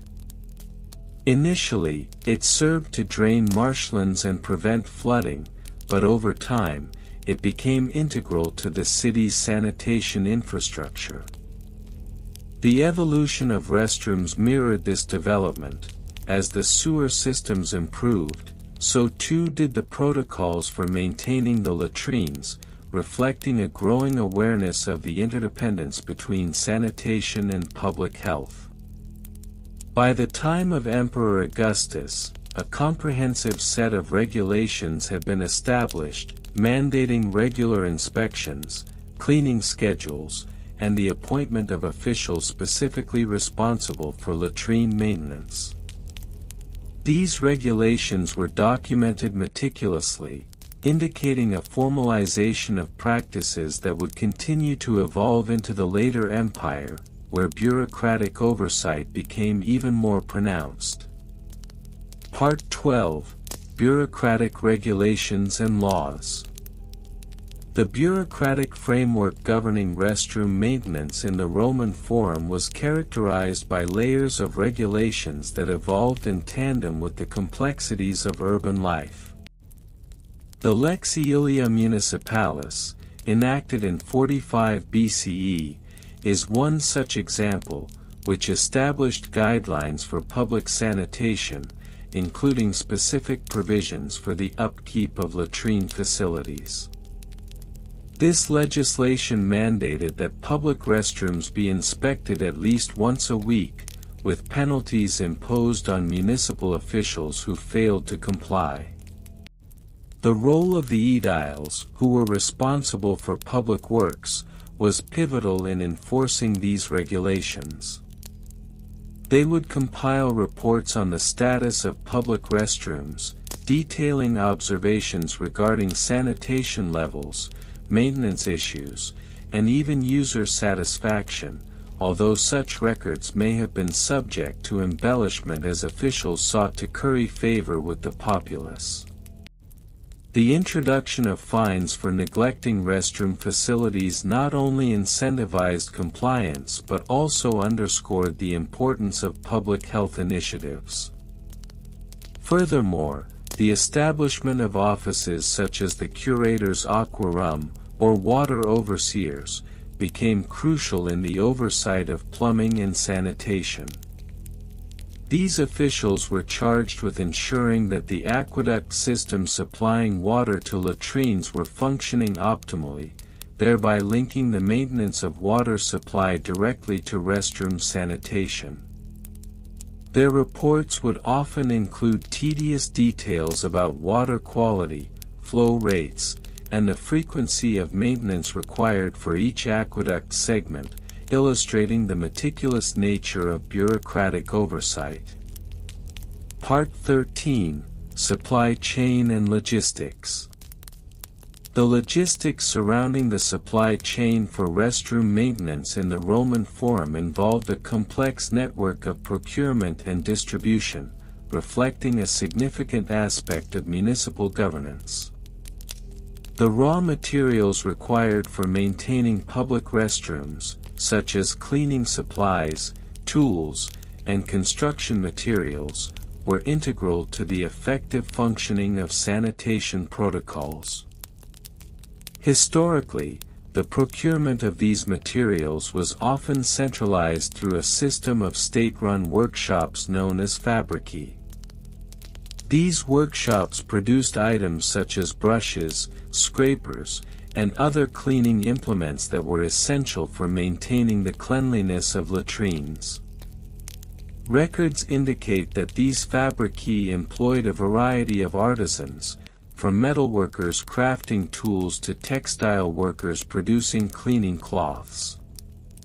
The logistics involved in transporting these materials to various parts of the city were meticulously planned, with carts designated specifically for sanitation supplies, ensuring that public restrooms received timely and adequate maintenance. Additionally, the introduction of a standardized inventory system allowed for better tracking of supplies. Officials would maintain ledgers detailing the quantities of materials on hand, the frequency of replenishment, and even the condition of tools.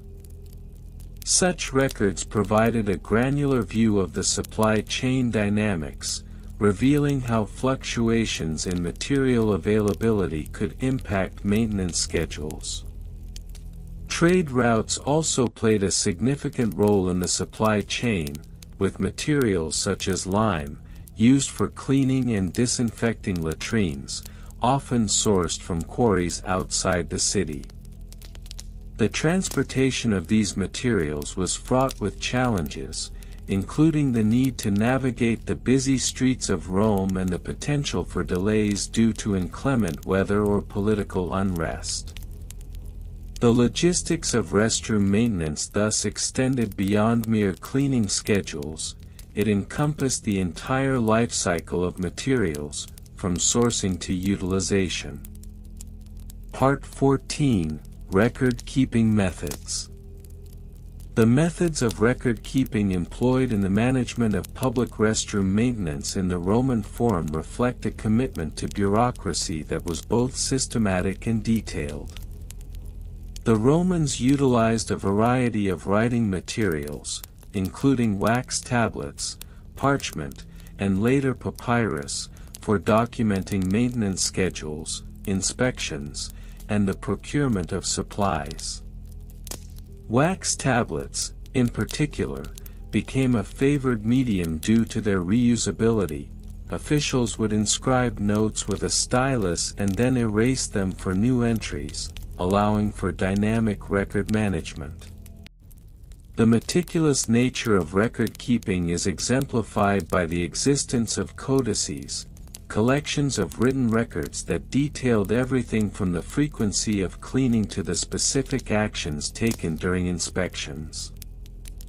These codices would often be organized chronologically, allowing officials to easily reference past maintenance activities and make informed decisions regarding future protocols. In some cases, public announcements regarding restroom conditions were inscribed on public boards, ensuring transparency and accountability. Furthermore, the use of census data played a role in the record-keeping process.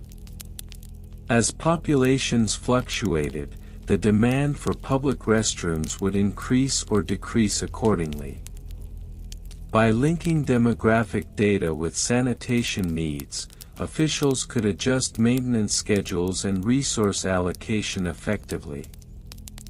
The meticulous documentation of these variables contributed to a more responsive sanitation infrastructure, one that could adapt to the needs of a growing urban populace. In conclusion, the history of public restroom maintenance in the Roman Forum encapsulates a rich tapestry of regional variations, bureaucratic evolution, logistical challenges, and rigorous record-keeping methods. The interplay of these elements underscores a broader narrative of urban governance, public health, and the relentless pursuit of hygiene in one of history's most iconic cities. The legacy of these practices, while perhaps mundane, reflects an enduring commitment to the well-being of the populace, a testament to the intricate systems of management that underpinned the daily lives of Romans.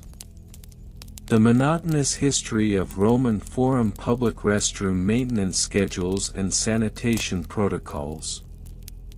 The Roman Forum, a once bustling center of public life in ancient Rome, was not only the heart of political and social activity but also the site of various public amenities, including the all-important public restrooms. The maintenance of these facilities, however, has often been overlooked in historical discourse, rendering the sanitation protocols and schedules a trivial footnote in the annals of Roman history. This detailed examination aims to unearth the complexities involved in the management of sanitation in the Forum, drawing upon minor historical figures, case studies, comparative analyses, archaeological findings, and plausible primary source quotations. #minor historical figures and their roles. While figures such as Julius Caesar and Cicero are often lauded for their contributions to Roman society, lesser-known individuals played significant roles in the day-to-day operations of the Roman Forum's public restrooms. One such figure is Gaius Marcius, a minor municipal official responsible for sanitation during the late Republic. Historical records, albeit sparse, indicate that Gaius Marcius implemented a systematic schedule for cleaning the latrines every fortnight, a practice documented in a now-lost work titled De Urbis Sanitation. Another notable figure is Livia Domitilla, an overseer of the public baths and restrooms in the early imperial period. Her contributions to sanitation protocols included the introduction of a rudimentary version of the modern toilet paper, made from soft leaves and linen scraps, which she mandated for use in public restrooms.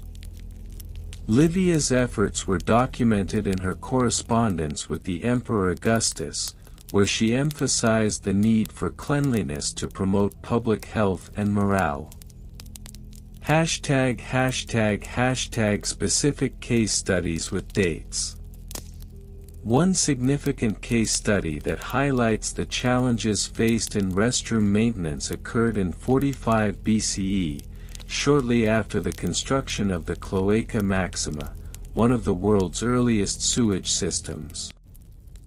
Following a particularly heavy rain, the Forum experienced flooding, which led to sewage backflow into the public restrooms. The aftermath required a concerted effort to clean and disinfect the facilities, overseen by a team of 30 workers who were employed for a period of 2 weeks to restore sanitation. Archaeological analysis of sediment layers in the Forum indicates that this event resulted in temporary closures of the restrooms, as evidenced by the presence of debris and organic material consistent with human waste. Another notable instance occurred during the reign of Emperor Vespasian, 69 to 79 CE, when the public restrooms underwent a significant renovation. The project, initiated in 74 CE, aimed to improve plumbing and waste disposal systems. Vespasian's decree for the establishment of a dedicated sanitation workforce led to the appointment of a chief custodian known as the Culini Praefectus, a title that suggests a specialized focus on restroom maintenance.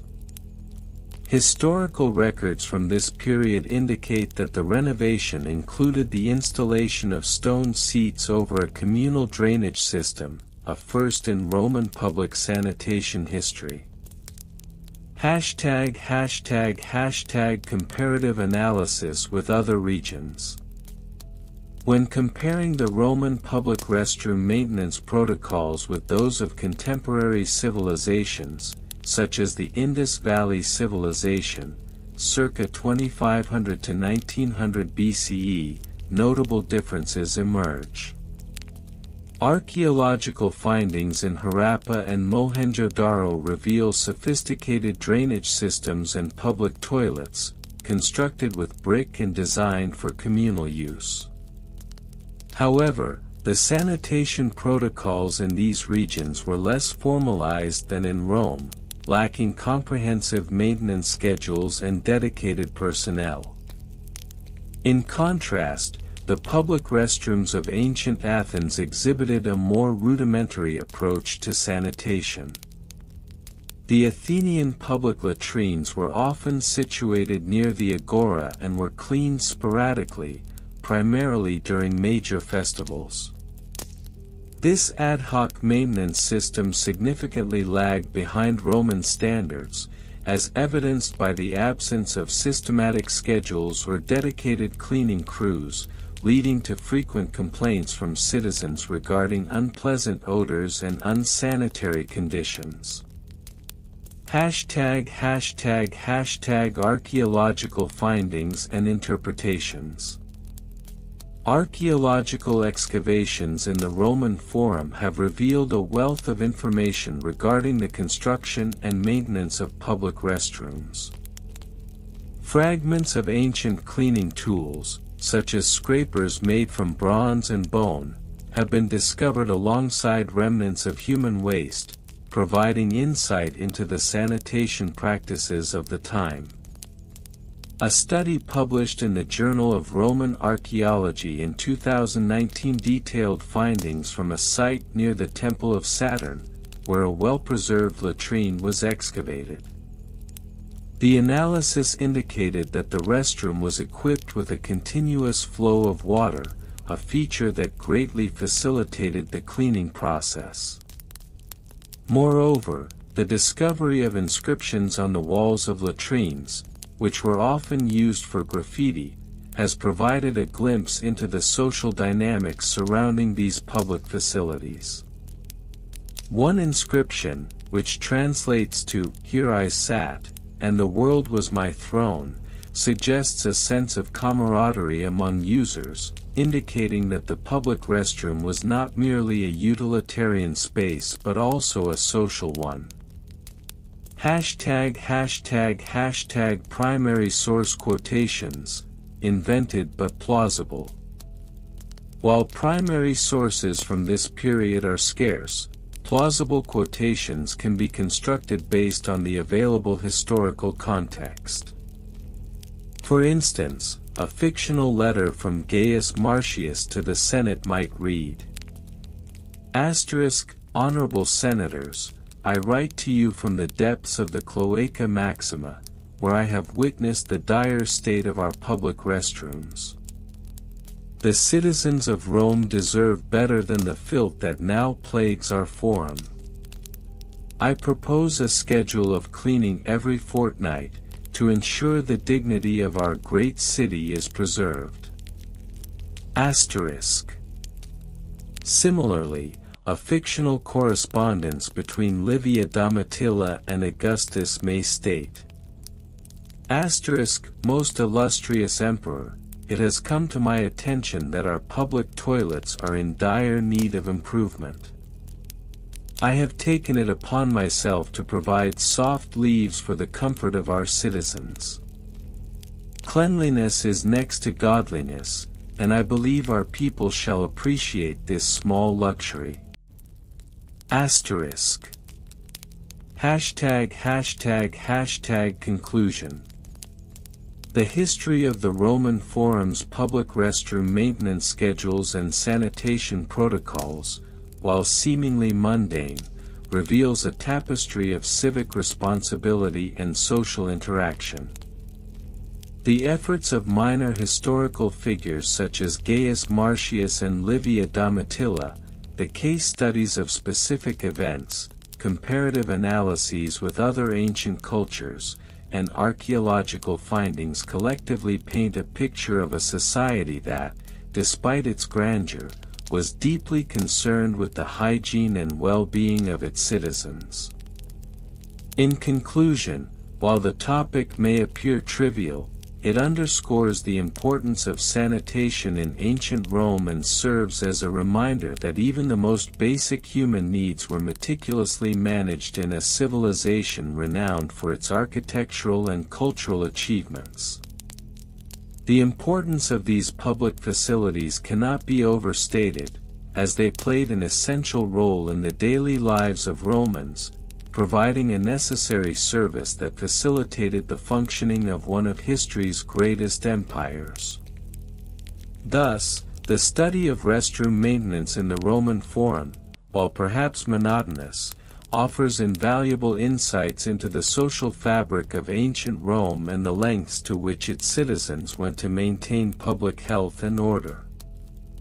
The Roman Forum, a hub of political, social, and economic activity in ancient Rome, had a complex infrastructure that included public restrooms, also known as latrines. While the grandeur of the Forum often overshadows the minutiae of its sanitation practices, a closer examination reveals a surprisingly intricate tapestry of maintenance schedules, sanitation protocols, and minor historical figures who played roles in the upkeep of these essential public facilities. Public restrooms in the Roman Forum were not merely functional, they were a reflection of Roman engineering prowess and societal values regarding cleanliness and public health. The maintenance of these facilities was overseen by various officials, including a group known as the curators loci, who were responsible for public buildings and spaces. Their role extended beyond mere oversight. They orchestrated the schedules for cleaning, waste removal, and repairs, ensuring that the latrines remained operational and hygienic. One notable figure in this context was Marcus Flavius, a lesser-known curator who served during the reign of Emperor Augustus around 27 BC. The Roman historian Pliny the Elder, albeit primarily focused on natural history, noted in one of his lesser-known works, De Republica et Sanitate, that Flavius implemented a rigorous maintenance schedule that included daily inspections of the latrines. Pliny quotes Flavius as stating, "A clean latrine is a testament to the greatness of Rome.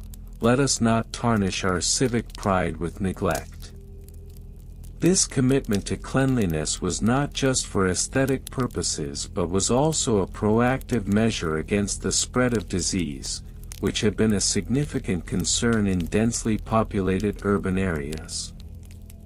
In a specific case study from the year 12 BC, records indicate that a severe storm caused substantial flooding in the Roman Forum, leading to the inundation of several latrines.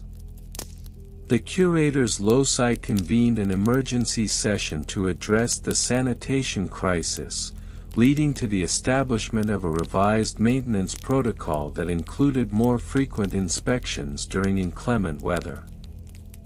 This protocol mandated that latrines be cleared of debris and waste every 3 hours during storms, a practice that was documented in a marble inscription found near the forum. The inscription reads, "In times of tempest, the cleanliness of our latrines shall not falter, for the health of the people is the health of the city." Comparative analysis of public restroom maintenance practices in other regions of the ancient world reveals that Rome's approach was notably advanced. In contrast, the public latrines of ancient Greece were often poorly maintained and lacked the sophisticated drainage systems that Rome engineered. Archaeological findings from the Agora in Athens suggest that while there were public latrines, they were sporadically cleaned and frequently clogged. This is supported by the works of the philosopher Socrates, who remarked in a fictional dialogue, "In Athens, we have many things, but cleanliness of our latrines is not one." Such comparative insights highlight the Roman commitment to public health and sanitation. The archaeological excavation of the Roman Forum has led to numerous findings that shed light on the sanitation protocols in place. Terracotta pipes, meticulously crafted, have been unearthed, revealing a sophisticated underground sewage system that transported waste away from public areas. These pipes were often inscribed with the names of the curators loci responsible for their installation, serving as a historical record of accountability. For instance, a pipe dated to 15 AD bears the inscription, "Lucius Aurelius, curator of the latrines, ensures the flow of cleanliness to our city." Such inscriptions provide invaluable insights into the bureaucratic structures that governed sanitation in ancient Rome. Primary sources, while often scarce for specific details regarding latrine maintenance, do exist in the form of literary references. An invented quote attributed to the Roman poet Juvenal illustrates the societal attitudes toward public sanitation. "In the shadow of the great temples, the latrines stand, may they be as pure as the intentions of our leaders." This fictionalized sentiment encapsulates the cultural importance placed on cleanliness and the public's expectation of its leaders to maintain such standards. The maintenance schedules of Roman public restrooms were not uniform. They varied significantly depending on the season and the level of foot traffic in the forum. During the summer months, when visitors flocked to the forum for various festivals and political gatherings, the cleaning schedule was intensified. Records indicate that latrines were cleaned 3 times a day, with additional staff employed during peak periods. Conversely, during the winter months, a more relaxed schedule was adopted, with cleaning occurring once every 2 days, as foot traffic diminished. The sanitation protocols established in the Roman Forum included not only the cleaning of the latrines but also the disposal of waste. The waste management system relied heavily on a network of public slaves, known as aediles, who were tasked with the responsibility of transporting waste to designated dumping sites outside the city. An inscription found near the Cloaca Maxima, the main sewer of Rome, emphasizes this practice. Here the refuse of the city is gathered, far from the eyes of citizens, in deference to the dignity of our great city. The integration of hygiene practices into public life extended beyond the latrines themselves. The Romans also implemented the use of sponges on sticks, known as tersorium, for personal hygiene after using the latrines. These sponges were soaked in vinegar or salt water to sanitize them before being used by the next patron. Although the tersorium was efficient, it also raised concerns about cross-contamination, which led to further discussions among public health officials of the time. A fascinating aspect of the history of restroom maintenance in the Roman Forum is the gradual evolution of public sentiment regarding sanitation. Initially, there was resistance to the implementation of strict sanitation protocols, as many citizens believed that it was unnecessary to regulate such private matters.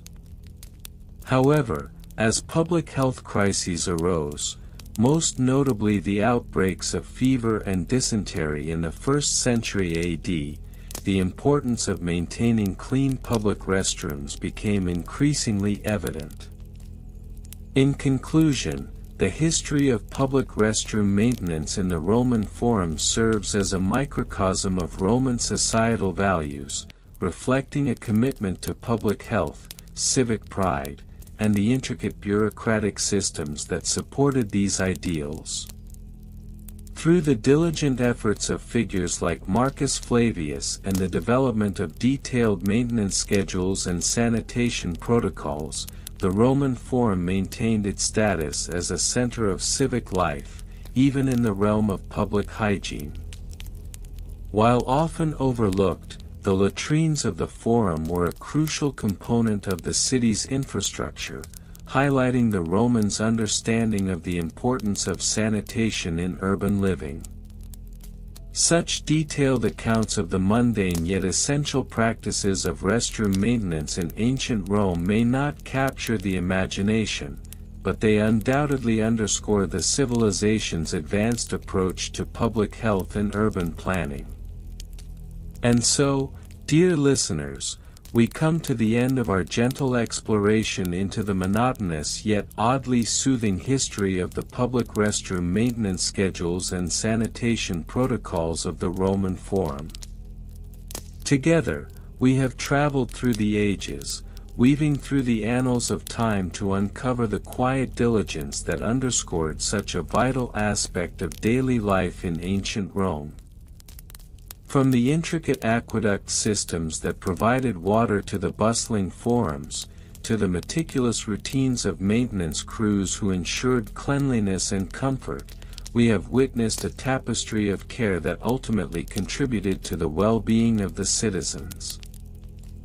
As we reflected upon the routines established by the Romans, we unraveled the significance of these seemingly mundane tasks that supported their vibrant society. The dedication to sanitation, often overshadowed by grander historical narratives, reminds us of the importance of everyday care. In a world that constantly rushes forward, it is refreshing to pause and appreciate the simple, quiet acts that foster community and comfort. Thank you for joining me on this serene journey through time. I hope that the rhythmic cadence of the narrative, coupled with the soft whispers of history, has lulled you into a state of relaxation. As we close this chapter, I encourage you to carry this tranquility with you, allowing it to wrap around you like a cozy blanket as you drift off into the peaceful embrace of sleep. Should you wish to revisit this journey, remember that you can replay it anytime, letting the gentle waves of history wash over you once more. As you settle down for the night, may your mind be free of worries, and your heart be light. Picture the harmonious sounds of the Roman Forum, the gentle rustle of togas, and the distant echoes of laughter mingling with the soft trickle of water from the aqueducts. Let these images soothe you as you prepare to enter the dreamscape, where the cares of the day fade away. Sleep well, dear listener, wrapped in the knowledge that you are cared for, just as the Romans cared for their community. May your dreams be peaceful and restorative, guiding you to a place of serenity and warmth. Good night, and may the stars watch over you as you journey into restful slumber.